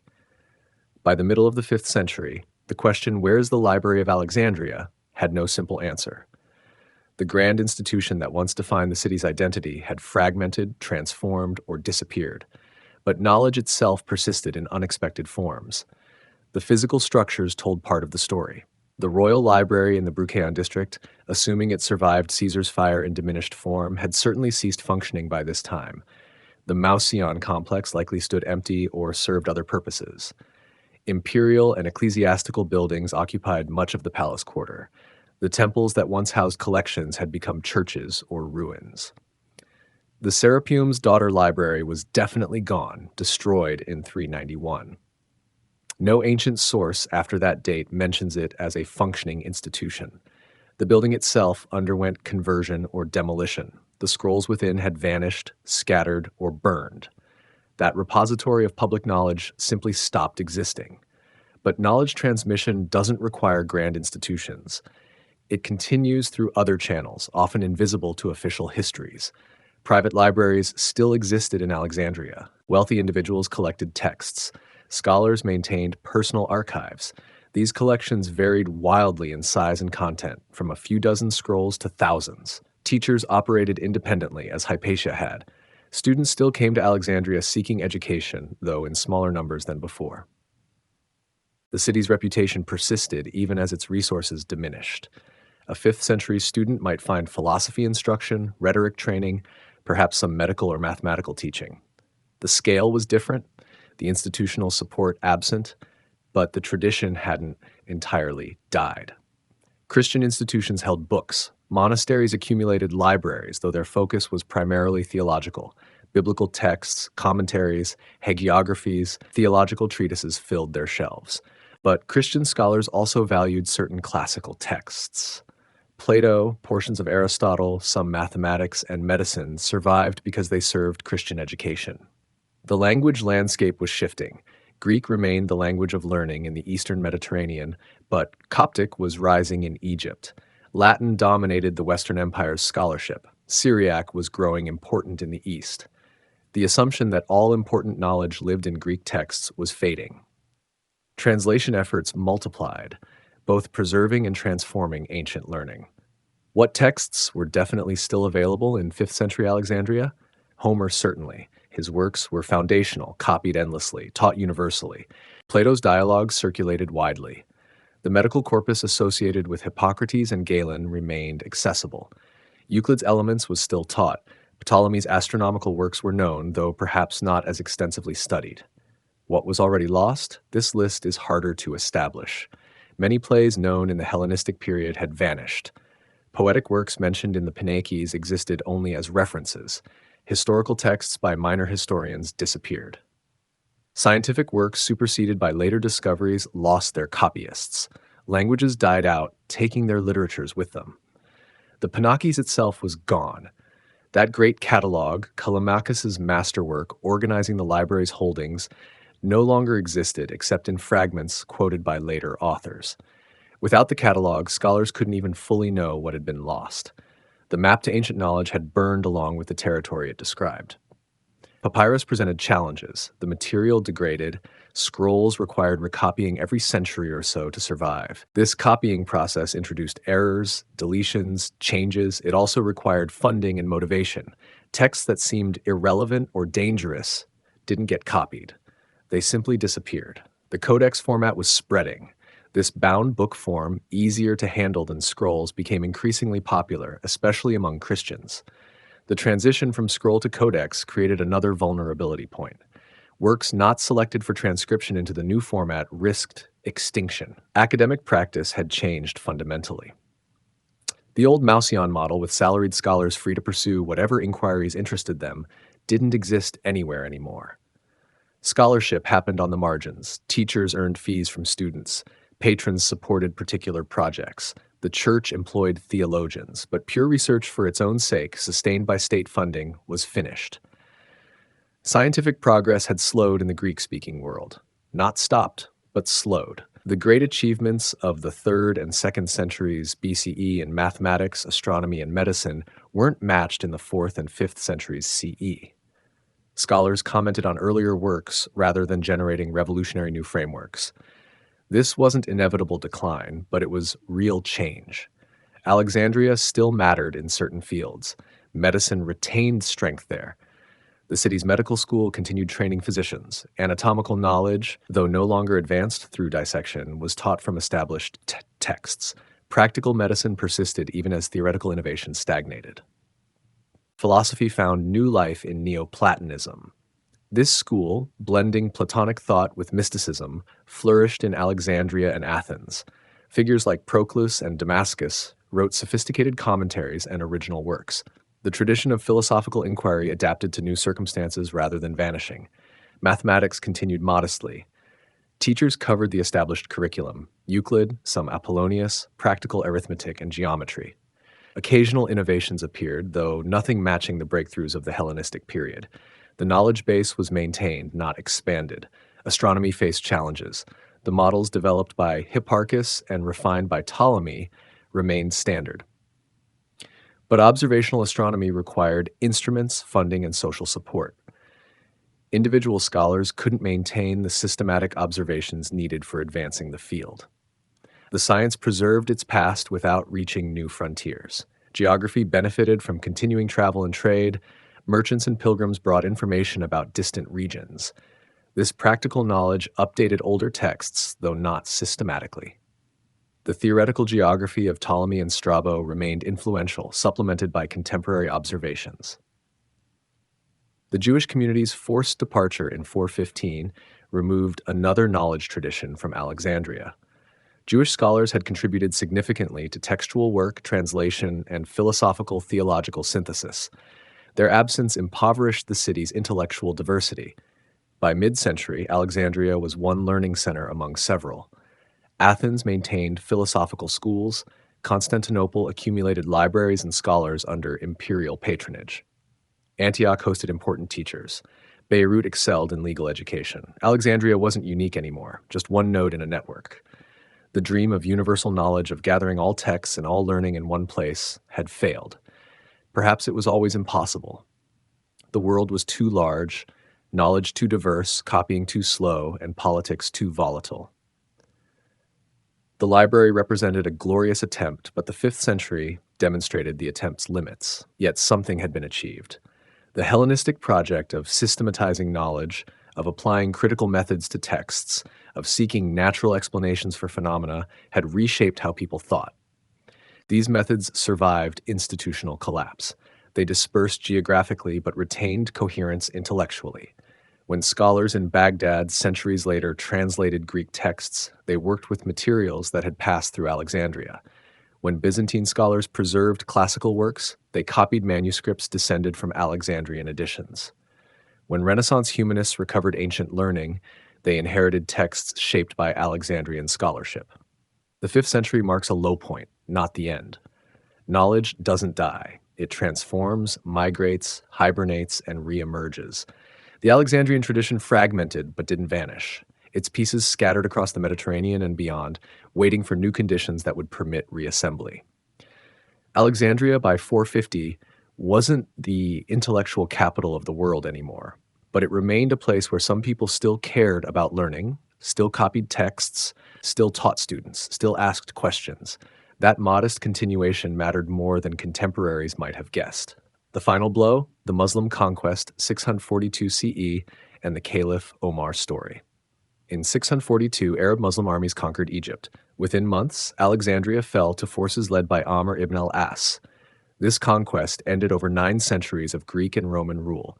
It also, according to a famous story, witnessed the final destruction of Alexandria's library. The story goes like this. Amr found a great library in Alexandria. He wrote to Caliph Omar in Medina asking what to do with the books. Omar replied that if the books contradicted the Quran, they were heretical and should be burned. If they agreed with the Quran, they were redundant and should be burned. So the books fueled Alexandria's bathhouses for 6 months. This narrative has appeared in countless histories. It satisfies something in the storytelling urge. A single decision, a religious fanatic, books as fuel, the perfect catastrophe, the perfect villain, the perfect explanation for why ancient knowledge disappeared. There's just one problem. The story is almost certainly false. Let's trace its origins. The earliest version appears in writings attributed to John Bar Pankay, a Syriac Christian writing around 690, about 50 years after the conquest. But even this attribution is disputed. The story then vanishes from the historical record for centuries. It reappears in Abd al-Latif al-Baghdadi's writings from the 13th century, 600 years after the supposed event. It became widely known through Bar Hebraeus, also writing in the 13th century. By then, the Crusades had poisoned Christian-Muslim relations. The story served obvious polemic purposes. No contemporary sources mention this burning. Christian writers who documented the conquest, like John of Nikiu writing around 690, don't mention library destruction. They describe other aspects of the conquest in detail. They note churches converted, taxes imposed, resistance suppressed, but no burning books. Arab Muslim sources from the conquest period don't mention it either. Early Islamic historians like al-Baladuri and al-Tabari describe the conquest of Alexandria extensively. They record negotiations, battles, treaties. No library appears in their accounts. This silence is deafening. Had such a dramatic destruction occurred, contemporary writers would have noted it. Enemies of Islam would have condemned it. Supporters would have defended it or justified it. Instead, nothing. Let's consider the practical problems with the story. By 642, what library existed to burn? The royal library had been gone for centuries. The Serapeum was destroyed in 391, 2.5 centuries earlier. Hypatia died in 415, 2 centuries before the conquest. The institutional centers of learning had long since closed or transformed. Private libraries certainly existed. Monasteries held collections. Individual scholars owned books. But the story describes something massive, enough to fuel bathhouses for months. That would require hundreds of thousands of volumes. Such a collection didn't exist in 7th century Alexandria. The story also misunderstands early Islamic practice. The first generations of Muslim rulers frequently preserved existing institutions. They employed Christian and Jewish administrators. They protected religious minorities who paid taxes. They didn't typically engage in wholesale cultural destruction. Amr ibn al-As himself showed administrative pragmatism. He negotiated Alexandria's surrender terms, guaranteeing certain protections. He established systems for collecting taxes, maintaining order, governing a complex multicultural city. Mass book burning doesn't fit his documented governing style. Furthermore, early Muslims valued Greek learning, especially in fields like medicine, mathematics, and astronomy. Within a century of the conquest, the translation movement in Baghdad would actively seek out Greek texts. The Abbasid caliphs sponsored massive efforts to translate Greek works into Arabic. Why would Omar order destruction of precisely the materials later Muslims eagerly collected? The bathhouse detail adds narrative flavor, but creates problems. Papyrus and parchment don't burn efficiently as fuel. They produce more smoke than heat. Bath operators would have rejected them in favor of wood or charcoal. The logistics don't work. Some historians suggest the story might preserve a kernel of truth about some smaller incident, perhaps the destruction of a specific collection for specific reasons during the conquest period. But even this charitable interpretation lacks supporting evidence. The story's popularity reveals more about later periods than about 642. Medieval Christians and Muslims engaged in intellectual and military conflict. Each side developed narratives portraying the other as barbaric, destructive, opposed to learning. The bathhouse story served Christian polemic perfectly. It also provided a simple answer to a complex question: why did so much ancient knowledge disappear? Rather than grappling with the slow processes of institutional decay, the copying crisis, religious transformation, economic collapse, and language shifts, the story offers one dramatic moment and one villain. Modern scholars overwhelmingly reject the story. There's no contemporary evidence. The timeline doesn't work. The supposed library didn't exist. The behavior contradicts what we know of early Islamic practice. The story appears centuries later in hostile sources. Every element points toward legend rather than history. This rejection sometimes prompts defensive responses. Some worry that denying the story excuses Islamic conquest or sanitizes medieval violence. But historical truth matters more than convenient narratives. The Muslim conquest of Egypt was indeed violent. People died, societies transformed, Christians lost power and privilege. These facts don't need a fake library burning to validate them. Conversely, accepting the story's falsity doesn't erase real Islamic destruction of knowledge in other contexts.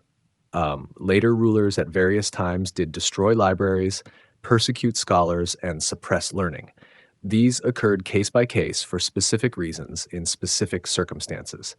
They don't need a mythical 7th century precedent. The actual conquest of Alexandria in 642 marked a genuine historical rupture. Byzantine rule ended, Greek ceased being the administrative language, Christian dominance was replaced by Muslim governance. The cultural framework that had defined Alexandria for centuries shifted fundamentally. But the libraries, they were already gone. The Mouseion had fallen silent long before. The great collections had scattered or burned in earlier centuries. What the Muslim conquest ended was the last remnants of Byzantine scholarly infrastructure, not the Library of Alexandria. So why does the story persist? Stories need endings. The slow dissolution of a great institution over centuries doesn't satisfy narrative instincts. We want climax, not erosion. We want villains, not complexity. We want a moment when we can point and say, there, that's when it happened. The bathhouse story provides that moment. Even though it's fiction, it lets us avoid confronting harder truths, that knowledge is fragile, that institutions decay gradually, that no single person or event bears sole responsibility for what's lost. When we reject the Caliph Omar story, we're not defending Islam or attacking Christianity. We're simply acknowledging that history is messier than legend, that real events matter more than satisfying narratives, and that the library's end was already long past by the time Muslim armies entered Alexandria. The conquest of 642 closed one chapter of Mediterranean history and opened another. It deserves study for what actually happened, not for what a later storyteller imagined. The real history is complex enough, tragic enough, significant enough without adding fictional book burnings. The long dissolution, a process, not a single event. The Library of Alexandria didn't die on a specific date. No single disaster erased it. No particular villain destroyed it. This frustrates our desire for simple narratives, but it reflects historical truth. The library faded through a centuries-long process of accumulated small deaths. This dissolution began almost as soon as the library reached its peak. The Ptolemaic dynasty's later rulers proved less committed to scholarship than the earlier kings. Budget priorities shifted. Military needs, court luxuries, and political survival consumed resources that might have sustained the Mouseion. Funding became unreliable. The purge under Ptolemy VIII around 145 BCE marked an early blow. When scholars became political liabilities, they fled. This brain drain weakened the institution immediately. Knowledge institutions depend on people more than buildings or books. When the minds leave, the institution dies, regardless of what remains physically. Rome's domination brought new problems.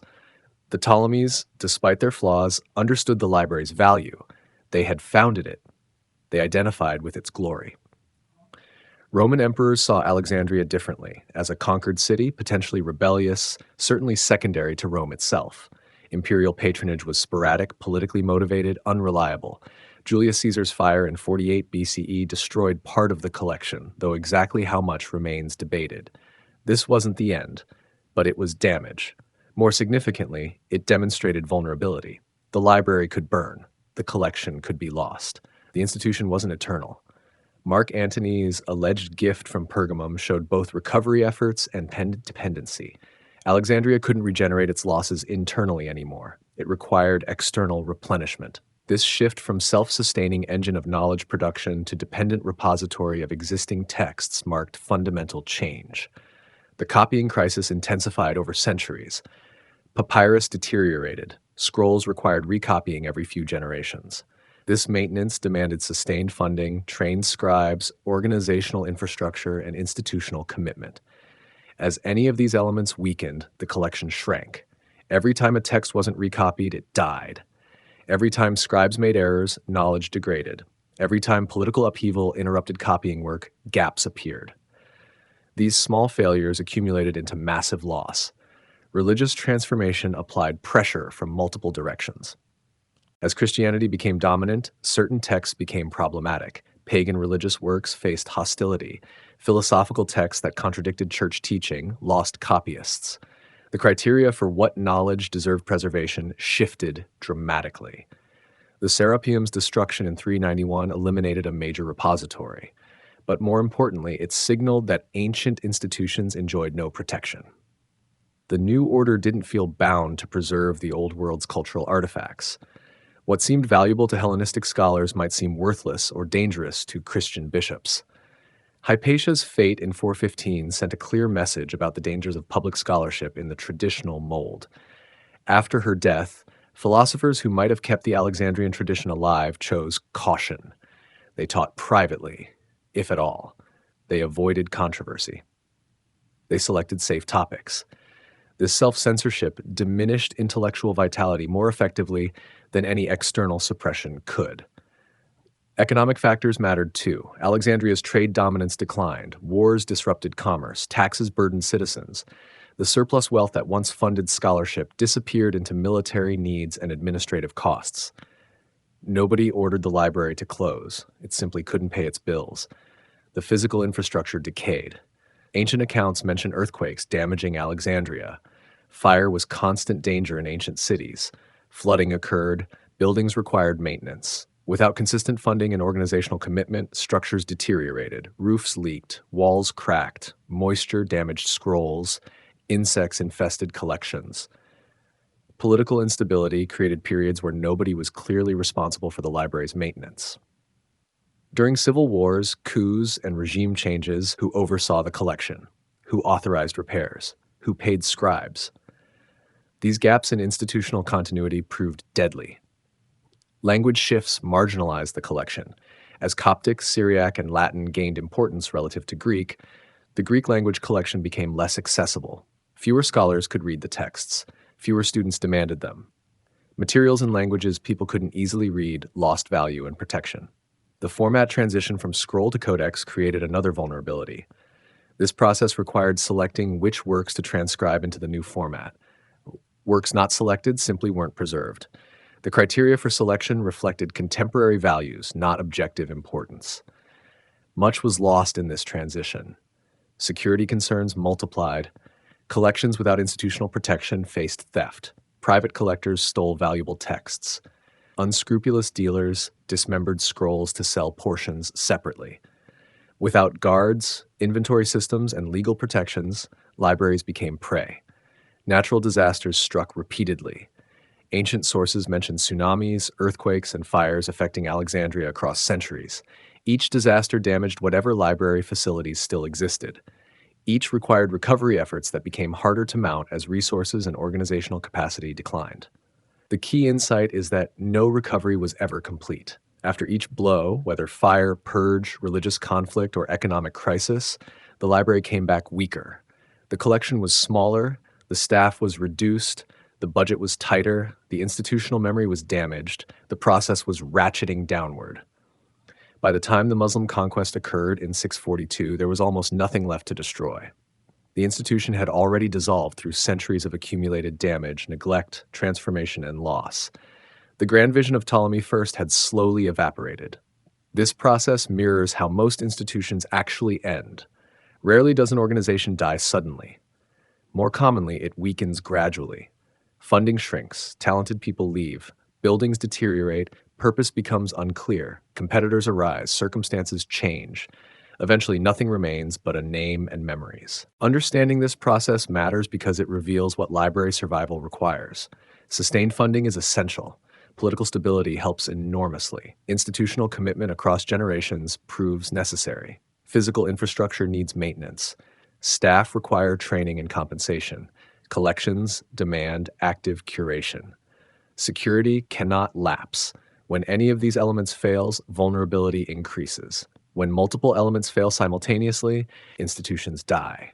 The Library of Alexandria experienced cascading failures across centuries. No single failure was fatal. The accumulation proved lethal. This understanding also complicates blame. We can identify specific villains: Caesar, Theophilus, the mob that targeted Hypatia, Ptolemaic, but none of them destroyed the library alone. We can identify system failures: inadequate funding, religious intolerance, political instability, but none single-handedly ended the institution. The real destroyer was time, combined with insufficient commitment to preservation. Every generation faced choices about resources, priorities, and values. Every generation chose, sometimes consciously and sometimes through inaction, to invest less in preserving the library.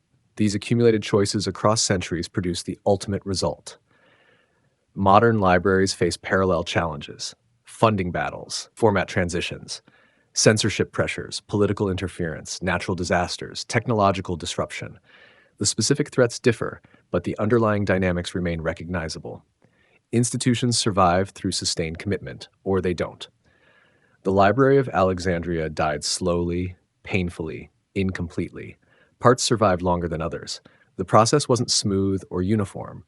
But by the 7th century, the grand institution that once defined Alexandria was gone, dissolved through a long process that no single catastrophe can explain or any simple narrative capture. The legacy in the East: translations and the Islamic Golden Age.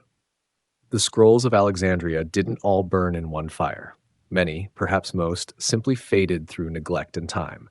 But others migrated. Greek knowledge traveled eastward, finding new homes and new life in languages and cultures the Ptolemies never imagined. This transmission happened gradually, through multiple channels. Christian scholars played a crucial role. Communities in Syria, Mesopotamia, and Persia preserved Greek texts for religious and practical purposes. They needed medicine, astronomy, and logic. They translated works from Greek into Syriac. The Nestorian Christians, pushed eastward by theological disputes with the Byzantine mainstream, became particularly important. They established centers of learning in places like Nisibis and Edessa. They taught Greek sciences.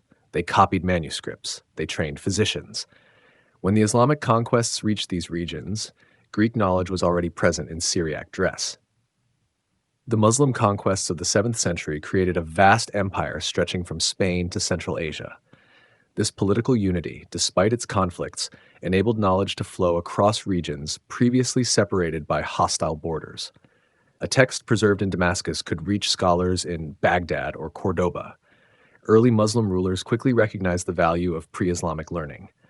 Medicine was immediately useful. Astronomy helped determine prayer times and the Islamic calendar. Mathematics served practical needs in commerce and administration. Philosophy offered tools for theological debate. The Quran itself encouraged seeking knowledge. The translation movement began modestly in the late 8th century under the early Abbasid caliphs. It exploded during the reign of Al-Ma'mun, who ruled from 813 to 833. He established the Beit al-Hikmah, the House of Wisdom, in Baghdad. This institution deliberately echoed the Mouseion, though its organization differed. The House of Wisdom wasn't a single library or school. It was a network of scholars, translators, and copyists supported by Abbasid patronage. They sought out Greek manuscripts wherever they could find them. They negotiated with Byzantine emperors to access libraries in Constantinople. They employed Christian translators who knew both Greek and Arabic. Hunayn ibn Ishaq emerged as perhaps the greatest translator. Born in 809, he learned Greek in Byzantine territories. He translated Galen, Hippocrates, Plato, and Aristotle. He didn't work alone, but led a team including his son and nephew. They produced hundreds of translations, establishing technical vocabulary in Arabic for concepts Greek had developed. The translation method mattered. Early translators sometimes worked through Syriac as an intermediate language, Greek to Syriac to Arabic. This introduced errors and complications. Later translators like Hunayn worked directly from Greek, improving accuracy. They also developed sophisticated techniques for translating philosophical and scientific terminology. Texts from Alexandria reached Baghdad through various routes. Some came via Constantinople, where Byzantine scholars preserved Greek manuscripts. Some came through Alexandria itself, which remained a center of some learning under Muslim rule. Some came from monastery libraries in Egypt and the Levant. Some came from private collectors across the former Byzantine territories. The range of translated material was remarkable. Mathematics, all of Euclid's elements, works by Archimedes, Apollonius's Conics. Astronomy, Ptolemy's Almagest became foundational. Medicine, the entire Galenic corpus, Hippocratic writings, later Byzantine medical texts. Philosophy, most of Aristotle, Plato's major dialogues, commentaries by later Greek philosophers. Not everything translated. Poetry rarely made the journey. It was too tied to Greek language and culture. Drama didn't travel either. Historians were hit or miss, but scientific and philosophical texts received systematic attention. Attention. What interested Muslim scholars was generally what the library had emphasized: knowledge that explained the world. The translators didn't just preserve texts, they corrected them. They compared manuscripts to establish better readings. They wrote commentaries explaining difficulties. They extended arguments and challenged conclusions. They turned dead texts into living intellectual projects. Al-Khwarizmi, working in the early 9th century, exemplifies this creative preservation. He drew on Greek mathematics, particularly Diophantus, whose Arithmetica had been studied in Alexandria. He combined this with Indian mathematics and Persian astronomy. The result was algebra, a new field that extended rather than merely preserved Greek mathematical traditions. Al-Razi, the physician, studied Galen intensely. He also challenged Galenic doctrines, where clinical experience suggested different conclusions. His writings preserve Greek medical knowledge while advancing beyond it. This was preservation through use, not passive storage. Ibn al-Haytham, the optician and mathematician, engaged deeply with Ptolemaic astronomy and Euclidean optics. He identified problems in Ptolemy's planetary models. He developed sophisticated experiments on light and vision. He preserved the Greek tradition by taking it seriously enough to criticize and improve it. The translation movement ensured that works lost in Greek survived in Arabic. Galen's On Anatomical Procedures exists completely only in Arabic. Many of Aristotle's works reached medieval Europe through Arabic versions when Greek originals were unavailable. Apollonius's Conics survived partially through Arabic translations. This preservation wasn't nostalgic. It served practical and intellectual needs. Muslim scholars wanted to understand the natural world, improve medicine, develop better astronomical models, and refine philosophical arguments.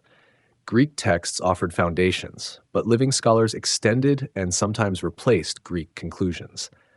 The geographic spread of Islamic civilization helped. A text translated in Baghdad could reach Cordoba in Spain within decades. A scholar in Cairo could correspond with colleagues in Samarkand. This network effect multiplied the impact of translation efforts. Knowledge didn't concentrate in one vulnerable center, but dispersed across multiple cities. Institutional support proved crucial. Caliphs funded translation projects. Wealthy patrons commissioned specific works. Hospital and observatory positions supported scholars who used translated texts. This created sustainable conditions for preservation and development of Greek learning. The Persian contribution shouldn't be overlooked. Persian scholars were central to the translation movement. They brought their own intellectual traditions into conversation with Greek thought. The synthesis wasn't just Greek knowledge in Arabic, but a blending of Hellenic, Persian, Indian, and Islamic elements into something new. Jewish scholars participated in this knowledge ecosystem too. They translated works from Arabic into Hebrew and later into Latin. They studied Arabic versions of Greek texts. They contributed to medical and philosophical discussions. The translation movement crossed religious boundaries. By the 11th century, the Islamic world had preserved and extended much of Greek science and philosophy. Mathematical astronomy advanced beyond Ptolemy. Medicine incorporated clinical experience beyond Galen. Philosophy developed sophisticated commentaries on Aristotle. The Greek foundation remained visible and acknowledged, but the structure built on it was distinctively Islamic. This achievement prevented a complete rupture between ancient and modern science. Greek knowledge survived not as museum pieces, but as working tools. When medieval European scholars sought Greek learning, they often found it in Arabic translations before they accessed Greek originals. The Library of Alexandria's intellectual legacy, having fled eastward, lived through the Islamic Golden Age. Not intact, not unchanged, but preserved in ways that mattered. The texts traveled. The questions remained vital. The pursuit of understanding continued. The torch passed to new hands in new languages, and the light, though transformed, kept burning. The legacy in the West, from Byzantium to the Renaissance. While Arabic translations preserved Greek knowledge in the East, a parallel preservation effort unfolded in the West. This transmission was slower, more fragmented, more vulnerable to disruption. Yet it too carried Alexandria's legacy forward through dark centuries into unexpected rebirth. The Byzantine Empire, emerging from the Eastern Roman Empire, maintained Greek as its language of learning and administration. Constantinople became the great library city after Alexandria faded. Imperial collections accumulated manuscripts, monasteries preserved texts, schools taught classical subjects. Greek scholarship never died in Byzantium, though it transformed. The relationship to ancient learning was complicated. Byzantine scholars revered classical texts but viewed them through Christian lenses. Plato was valuable but needed reconciliation with Christian doctrine. Aristotelian logic served theology but couldn't contradict revelation. The classics were tools, not ultimate authorities. This selective preservation saved some texts while abandoning others. Works compatible with Christianity or useful for Christian purposes got copied. Pagan religious texts disappeared. Philosophical works that challenged church teaching faced neglect. Theater, with its moral ambiguities, was largely abandoned. The format transition from scroll to codex had mostly completed by the 4th century. This saved chosen works but eliminated others. The selection criteria reflected Byzantine priorities, not ancient values. What survived was what seemed relevant to medieval Christian scholars. Manuscript copying in Byzantium occurred primarily in monasteries. Monks copied texts as spiritual discipline and practical necessity. They needed educational materials, theological resources, medical information. Classical texts that served these needs got copied. Others faded through disuse. The iconoclast controversy in the 8th and 9th centuries damaged libraries. Religious disputes about images led to destruction of religious art and, sometimes, manuscripts. This period disrupted institutional continuity. Some collections were lost. Some fled to safer locations in Italy or the Islamic world. Byzantine scholars occasionally produced encyclopedias and anthologies. The Suda, compiled around the 10th century, preserved fragments of lost works through quotations. These reference works saved information even when original texts disappeared. They were preservation through digestion, better than nothing, worse than having the originals. The Fourth Crusade in 1204 was catastrophic. Western Crusaders sacked Constantinople, devastating libraries, manuscripts were destroyed, stolen, or sold. Latin Christians who should have valued Greek learning often treated it carelessly. Institutional libraries that had survived for centuries suffered irreparable damage.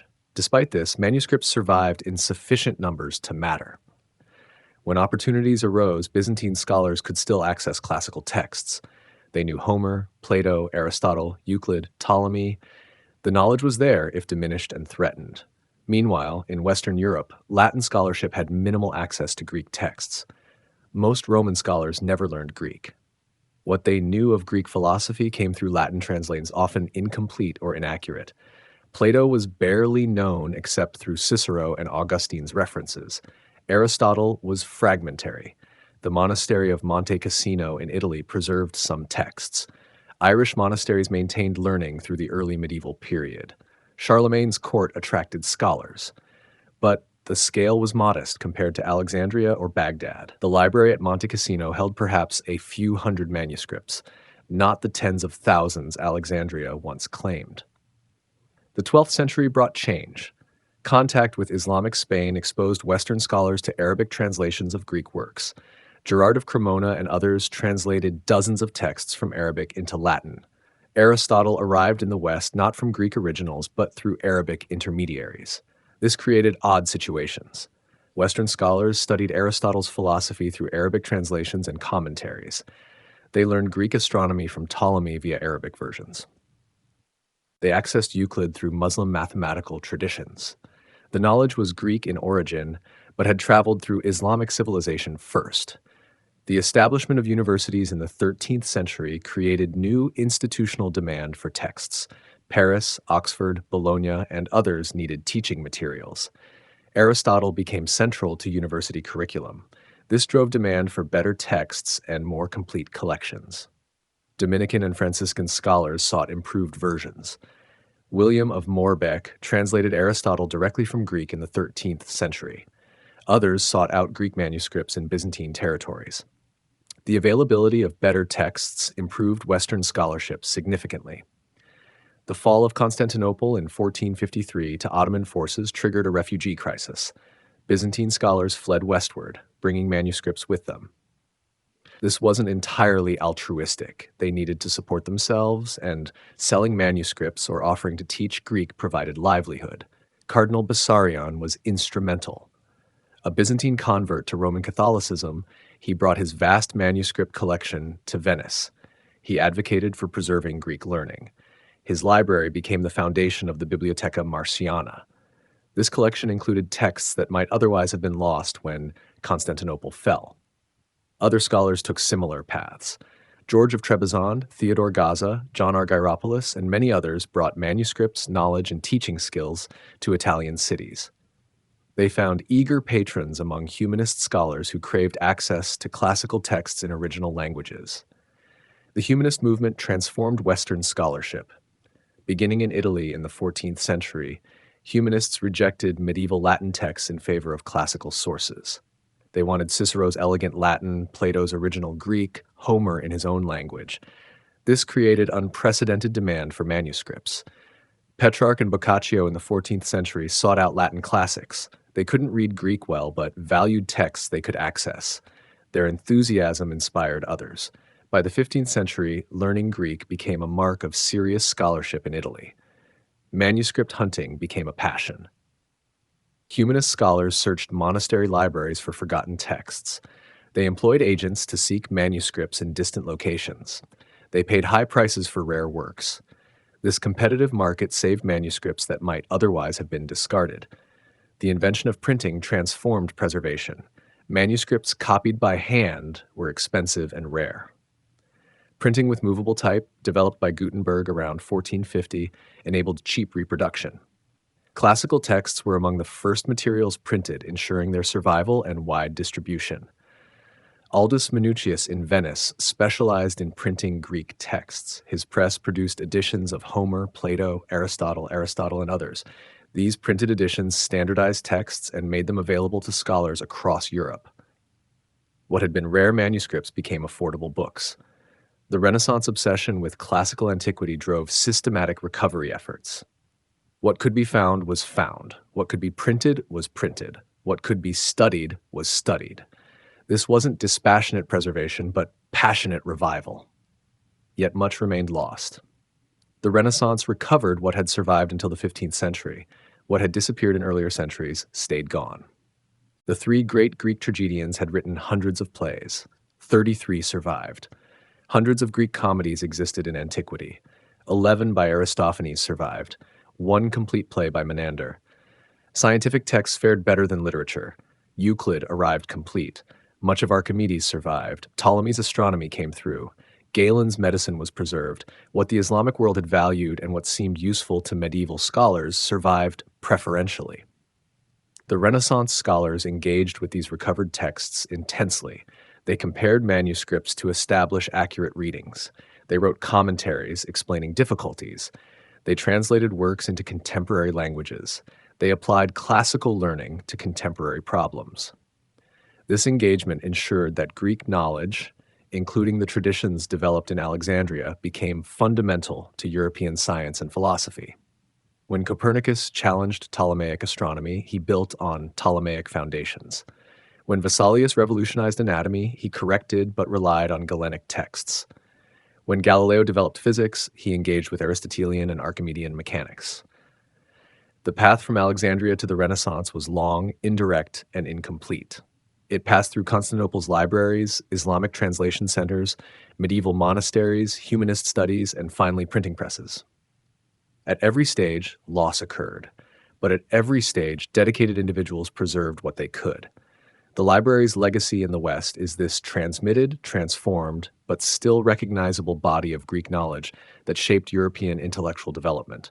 The specific institution died, the books scattered, but the ideas, methods, and questions survived the journey. emerging into the modern world bearing traces of their Alexandrian origins. The modern myth, reimagining the library in popular culture. The Library of Alexandria occupies a unique space in contemporary imagination. It appears in novels, films, video games, and television shows. It serves as metaphor and plot device. It symbolizes both human achievement and human failure. But the library that appears in popular culture often bears little resemblance to the historical institution. The standard popular narrative goes something like this: the library contained all human knowledge. A single catastrophic fire, often blamed on religious fanatics, destroyed it completely in one tragic moment. Western civilization lost centuries of progress. We would be colonizing Mars by now if the library hadn't burned. Each element of this narrative is questionable or false, but the myth persists because it serves psychological and narrative functions that historical accuracy cannot. Consider how films depict the library. It usually appears as a vast marble hall filled with towering shelves, looking more like a 19th century European library than any ancient building. Togas-clad scholars wander reverently between columns, then flames engulf everything while characters watch in horror. One event, one tragedy, complete loss. Carl Sagan's Cosmos, influential in popularizing the library story, perpetuated this narrative. The show presented the library's destruction as setting back human progress by a millennium. This framing, while dramatically effective, oversimplifies a complex historical process. Novels employ the library as a symbol of lost knowledge. Umberto Eco's The Name of the Rose centers on a monastery library as guardian of dangerous knowledge. While not set in Alexandria, it draws on library mythology, the idea that certain texts threaten established power, that preserving knowledge requires secrecy and risk. Science fiction particularly loves the library. It appears as a treasure trove containing solutions to contemporary problems, if only we could access its lost wisdom. This assumes the library held revolutionary knowledge that we've lost, that ancient scholars were on the verge of breakthroughs we've had to rediscover centuries later. Video games use the library as a setting for quests. Players explore virtual reconstructions, seeking magical artifacts or forbidden knowledge. The library becomes a dungeon to explore, a puzzle to solve, a repository of power rather than a place of scholarship. Dan Brown's style thrillers feature library-related conspiracies. Secret societies guard texts smuggled out before the fires. Hidden chambers contain lost gospels or scientific treatises. The library becomes a MacGuffin, a plot device driving action. Why does this myth resonate so powerfully? Several factors contribute. First, it offers a simple explanation for a complex problem. Why don't we know more about the ancient world? The myth provides a villain, religious fanaticism, and a singular event, the fire. This is intellectually satisfying even when historically inaccurate. Second, it flatters our present. If the library had survived, we imagine we would have all that ancient wisdom plus our own advances. We'd be further along. The loss explains why progress seems slow, why history includes setbacks. Third, it warns against anti-intellectualism. The library's destruction serves as a cautionary tale about valuing knowledge over ideology, books over dogma. In this reading, the library myth becomes a tool for defending learning against censorship and suppression. Fourth, it mourns lost potential. Every lost book is infinite lost possibilities. We can't know what those scrolls contained, so we imagine wonders. Perhaps Alexandria held the cure for cancer. Perhaps it contained mathematical breakthroughs. Our ignorance becomes a screen for projected hopes. The lost centuries narrative particularly distorts history. It implies that if the library had survived, technological and social progress would have been linear and rapid. This ignores how actual progress works. Knowledge alone doesn't produce technology. You also need economic conditions, social structures, material resources, and practical applications. Ancient scholars knew Earth's circumference, but this didn't lead to intercontinental navigation. They understood gears and steam power, but this didn't produce industrial revolution. Knowledge is necessary but insufficient for technological development. The myth also erases actual medieval achievement. Islamic scholars weren't just preserving Greek texts. They advanced mathematics, optics, medicine, and astronomy. Byzantine scholars maintained sophisticated philosophical and theological traditions. Western monasteries preserved learning through difficult centuries. Progress didn't stop from 400 to 1400 CE, it just occurred differently than it had in the Hellenistic period. Popular depictions rarely acknowledge the long dissolution. They prefer the dramatic single fire because it makes better storytelling. A centuries-long decline through budget cuts, political instability, and format transitions doesn't generate the same emotional response as flames consuming scrolls. The myth frequently misattributes causation. It blames religious fanatics, whether Christians or Muslims, depending on the version. This obscures the multiple complex factors that actually cause the library's decline. It also reinforces contemporary political narratives about religion and science being fundamentally opposed. Some popular treatments are more historically responsible. Umberto Eco, though he never wrote specifically about Alexandria, understood the complexity of medieval knowledge preservation. Neil Stephenson's Anathem explores library preservation with sophistication. But these are exceptions. The internet has amplified library mythology. Memes circulate claiming the library's loss set back human progress by centuries. Simplified infographics show a grand building aflame. Comment sections argue about whether Christians or Muslims were responsible, often with no historical grounding. Interestingly, the myth has practical consequences. It motivates library funding advocacy. It appears in arguments for digital preservation. It justifies open access scholarship. The false history serves to support real contemporary goods. The library has become a symbol for our digital age anxieties. Concerns about data preservation, internet archives, and disappearing websites often invoke Alexandria. The comparison is apt in some ways. Digital information is fragile, requires active maintenance, and can disappear suddenly. But it also oversimplifies how the ancient library actually worked. Some modern projects explicitly invoke the library's name and mission. Internet Archive, Google Books, Project Gutenberg, and others frame their work as preventing another Alexandria. They position digital preservation as the contemporary equivalent of ancient scholarship. The myth also appears in debates about artificial intelligence and knowledge management. How do we organize all human knowledge? How do we make it searchable? How do we prevent loss? These are updated versions of problems the original library faced. What's lost in popular mythology is the library's actual achievement. The real Library of Alexandria didn't hold all human knowledge. It couldn't have. But it pioneered systematic collection, organization, and critical analysis of texts. It established scholarly methods that endure today. It created the first comprehensive catalog. It trained scholars who transformed their fields. The real library was a messy, expensive, politically vulnerable institution that nevertheless advanced human understanding significantly for centuries. That's less dramatic than the myth, but more instructive. The myth reveals what we fear: lost knowledge, religious dogmatism, destroying learning, progress reversed by catastrophe. It reveals what we hope: that knowledge can be comprehensive, that institutions can preserve it, that human achievement can accumulate indefinitely. Correcting the myth doesn't require abandoning the symbol. The Library of Alexandria can still represent human aspiration toward universal knowledge. It can still warn against undervaluing learning. It can still inspire preservation efforts.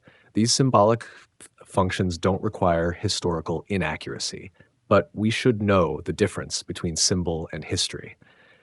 The mythical library that burned in one dramatic fire never existed. The real library that dissolved over centuries through complex processes did. Both stories matter. The myth shows what we believe and feel. The history shows what actually happened. We need both, clearly labeled, to understand our relationship with knowledge, its preservation, and its loss. Bibliotheca Alexandrina, the 21st Century Revival. On October 16, 2002, a new library opened in Alexandria. Rising near the site of the ancient institution, at the Bibliotheca Alexandrina announced itself as a revival, a reconnection, a phoenix born from 2 millennium-old ashes. But what does it mean to revive something that dissolved so long ago? The building itself makes a statement. Designed by the Norwegian architectural firm Snøhetta, it resembles a massive cylinder sliced at an angle, partially buried in the earth. The outer walls display characters from 120 human scripts, ancient and modern, carved into granite panels. The structure is unmistakably contemporary, yet clearly in conversation with the past. Inside, the main reading room sprawls across 7 cascading levels. Columns evoke ancient architecture while supporting thoroughly modern infrastructure. Glass walls allow Mediterranean light to flood the space. The design holds room for 8 million books, with shelf space that can accommodate further growth. The project's origins stretch back decades. Egyptian intellectuals proposed rebuilding the library in the 1970s. UNESCO endorsed the concept in 1990. An international design competition attracted entries from around the world. Funding came from multiple countries, a truly global effort reflecting the library's symbolic importance. The Bibliotheca Alexandrina is more than a library in the traditional sense. It's a complex cultural institution. The main library holds multilingual collections. A specialized science library serves researchers. Children's and young adults sections encourage early literacy. 4 museums display manuscripts, antiquities, and historical artifacts. Multiple art galleries host rotating exhibitions. The Manuscript Museum deserves special attention. It houses remarkable collections of ancient texts, medieval Arabic manuscripts, and rare books. These aren't reproductions of lost Alexandrian scrolls, which would be impossible. They're historical materials from various periods and regions, demonstrating how knowledge was preserved and transmitted across centuries. A planetarium, the first in the Arab world when opened, offers astronomy programs. This connects to the ancient library's strong astronomical tradition. Scholars like Eratosthenes and Aristarchus worked in Alexandria. The planetarium continues that legacy in modern form. The institution hosts conferences, lectures, and cultural events. International scholars visit for research residencies. Digital preservation projects scan manuscripts and create online archives. Educational programs serve Egyptian students and international researchers. But questions arise about the relationship to the ancient library. Is this a revival or something entirely new, wearing historical clothing? The honest answer is it's something new that consciously positions itself in relationship to the old. The ancient library was royal patronage supporting Greek scholarship. The modern Bibliotheca is an Egyptian government institution with international support. The ancient library collected papyrus scrolls in primarily Greek and Egyptian languages. The modern library collects printed and digital materials in multiple languages. The ancient library employed salaried scholars for research. The modern library serves general public alongside scholars. These aren't criticisms. They're simply recognitions that 2,000 years creates unbridgeable differences. The modern institution can't recreate ancient conditions even if it wanted to. What it can do, and does, is revive the spirit rather than the form. The ancient library represented ambition to gather human knowledge. The modern Bibliotheca pursues the same ambition with contemporary tools. The ancient library connected scholars across cultures.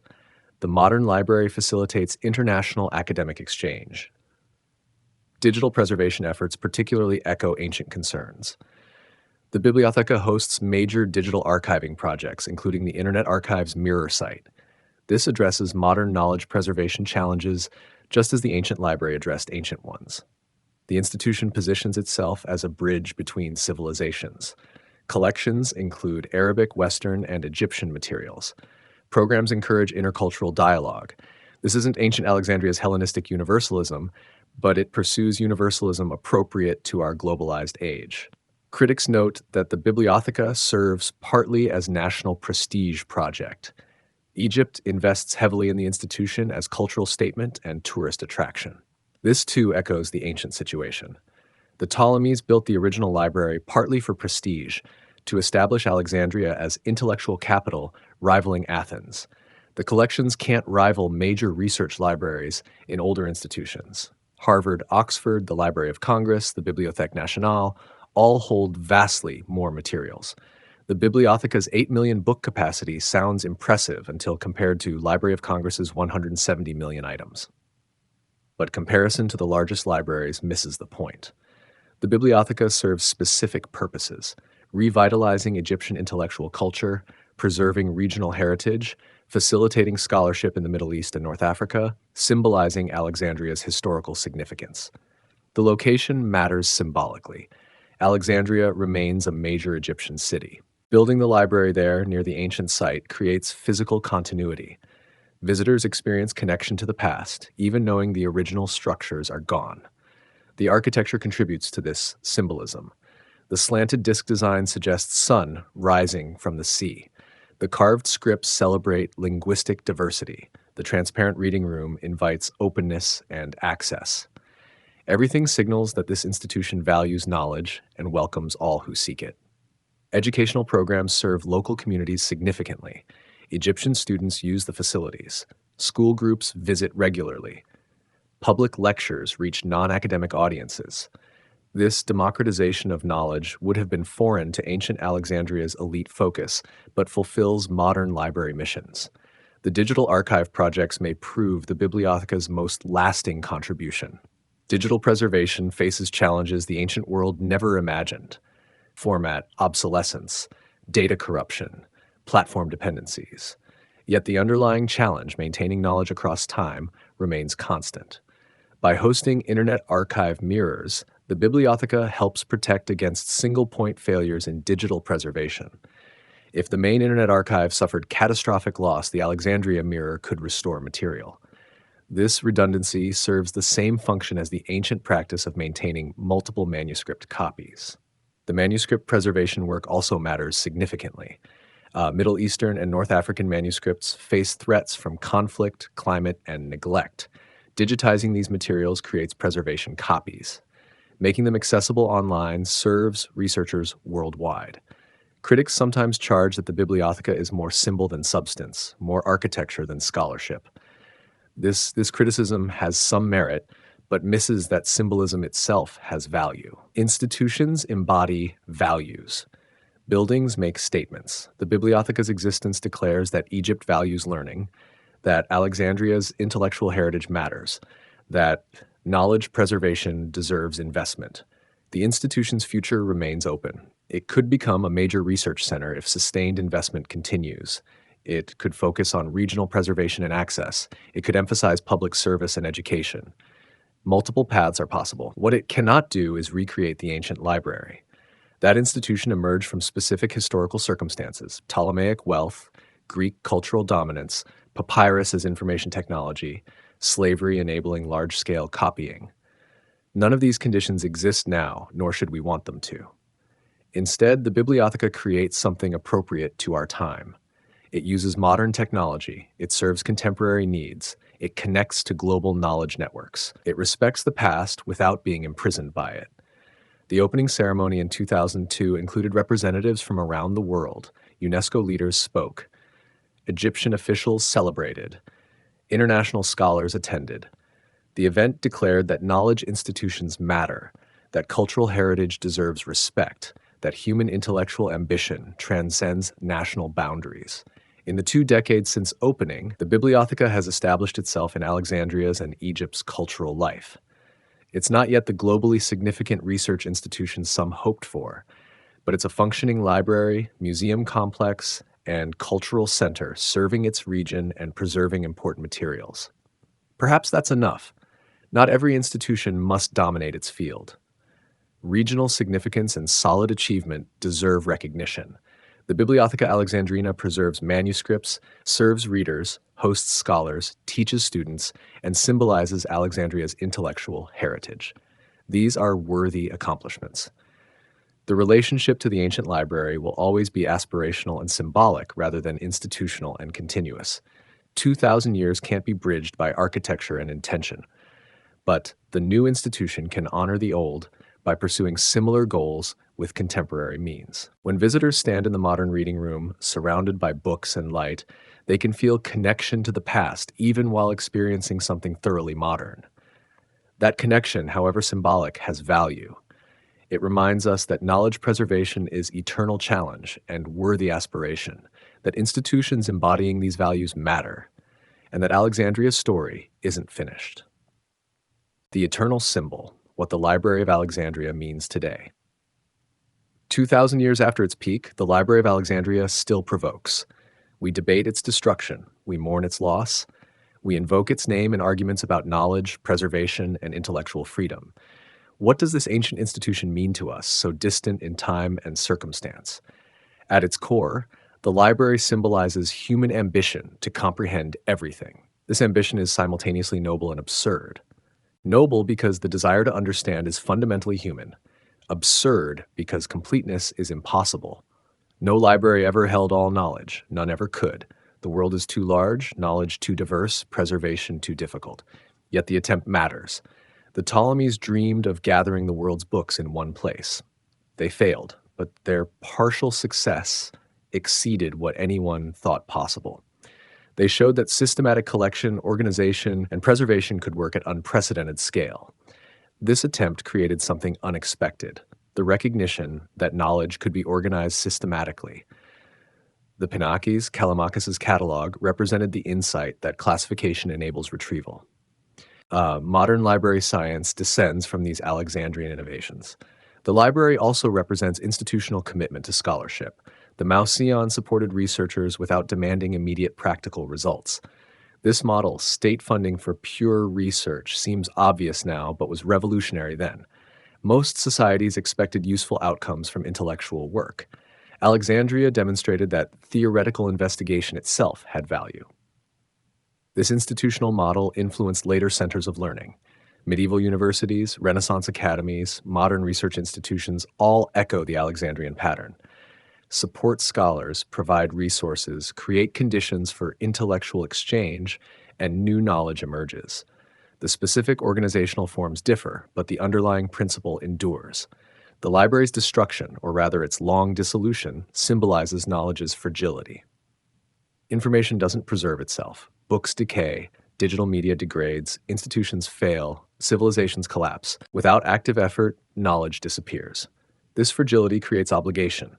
Each generation must choose whether to preserve what previous generations created.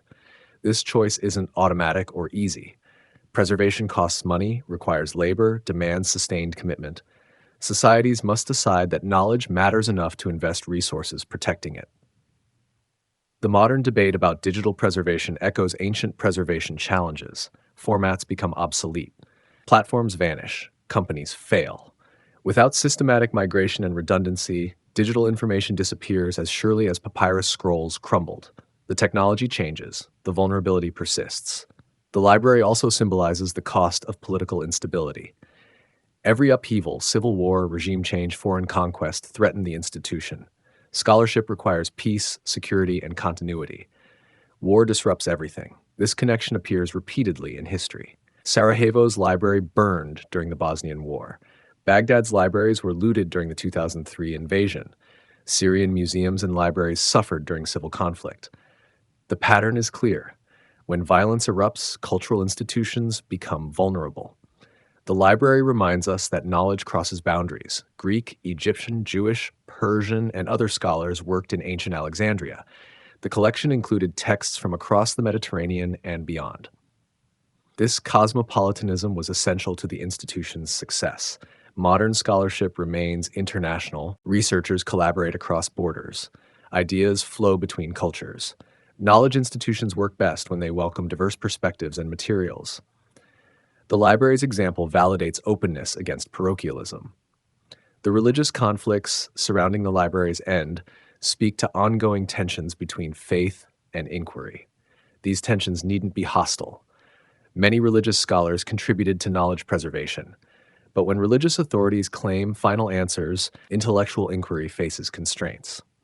The balance between respecting tradition and questioning authority remains fraught. The library existed in an environment where questioning fundamental assumptions was possible, even encouraged. When that openness ended, the institution couldn't survive in its original form. The library symbolizes loss, not just of specific texts, but of human potential. Every destroyed manuscript represented insights, arguments, stories, observations that could have influenced later thinkers. We can't quantify what disappeared, which makes the loss feel infinite. This sense of loss motivates preservation efforts. We can't restore what's gone, but we can protect what remains. The library's fate warns against complacency. Just because something exists now doesn't mean it will endure. Active preservation is essential. The library also represents the limits of centralization. Concentrating knowledge in one place created vulnerability. Multiple fires, one catastrophic upheaval, and centuries of accumulated work could vanish. Distributed preservation, with multiple copies in multiple locations, proves more resilient. Modern digital architecture reflects this lesson. Redundant servers, distributed archives, multiple backups all respond to the insight that single points of failure are dangerous. The ancient library's centralization, once its strength, became fatal weakness. The institution symbolizes how knowledge builds on knowledge. Alexandrian scholars didn't just collect texts. They compared manuscripts, corrected errors, wrote commentaries, developed new ideas from old foundations. They understood that scholarship is cumulative. This cumulative model shapes modern academic work. Researchers build on previous studies. They cite sources. They acknowledge intellectual debts. This practice traces to Alexandrian scholarly methods. The library's scholars pioneered systematic source criticism and comparative textual analysis. The library also represents the economic basis of intellectual life. Scholarship requires resources. Scholars need support. Materials cost money. Institutions demand funding. The Ptolemies understood this and paid accordingly.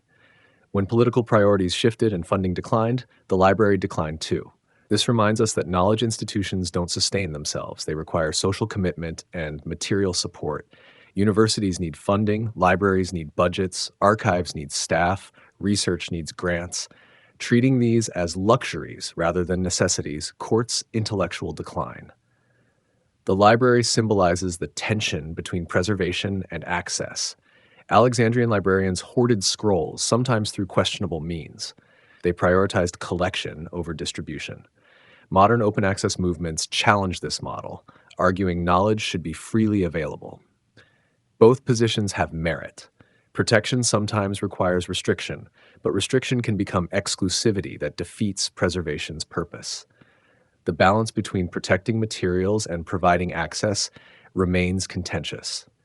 The library reminds us that technology shapes what knowledge means and how it spreads. Papyrus scrolls require different handling than codices. Print books differ from digital files. Each format shift creates opportunities and vulnerabilities. The ancient library couldn't survive format transition from scroll to codex without massive loss. We face similar challenges in digital transitions. Perhaps most fundamentally, the Library of Alexandria symbolizes human intellectual aspiration. We seek to understand our world. We record our observations. We share our insights. We build on previous knowledge. We create institutions supporting these activities. This pattern is distinctively human and profoundly important. The library failed in its impossible ambition to gather all knowledge, but its partial success inspired others. The model spread. The methods evolved. The dream persisted. From medieval libraries to modern universities to digital archives, the impulse continues. We still want to know everything. We still build institutions supporting that impossible goal. We still preserve what we learn. We still teach the next generation. We still debate what knowledge matters and how to protect it. These are Alexandrian concerns, updated for our circumstances. The Library of Alexandria isn't just history. It's a continuing conversation about what we value, what we protect, what we pass forward. Every time we fund a library, digitize a manuscript, support a scholar, or defend intellectual freedom, we participate in the tradition Alexandria pioneered. The institution died, the building crumbled, the scrolls burned or decayed, but the idea survived. The commitment to knowledge, to preservation, to inquiry, to sharing what we learn, these don't require specific buildings or technologies. They require only human dedication to understanding and remembering. That dedication connects us across millennia to those ancient scholars who cataloged scrolls in Alexandria. We face different challenges with different tools, but we pursue the same fundamental goal: knowing, preserving, and transmitting human understanding. The Library of Alexandria, in this sense, never truly ended. It transformed, dispersed, evolved, and continues in every library, university, archive, and database that serves human curiosity. The original institution was one remarkable instance of an eternal human project. That project continues. It must continue. Knowledge depends on our commitment to keep the tradition alive, as scholars did in Alexandria, as they do today, as they must do tomorrow.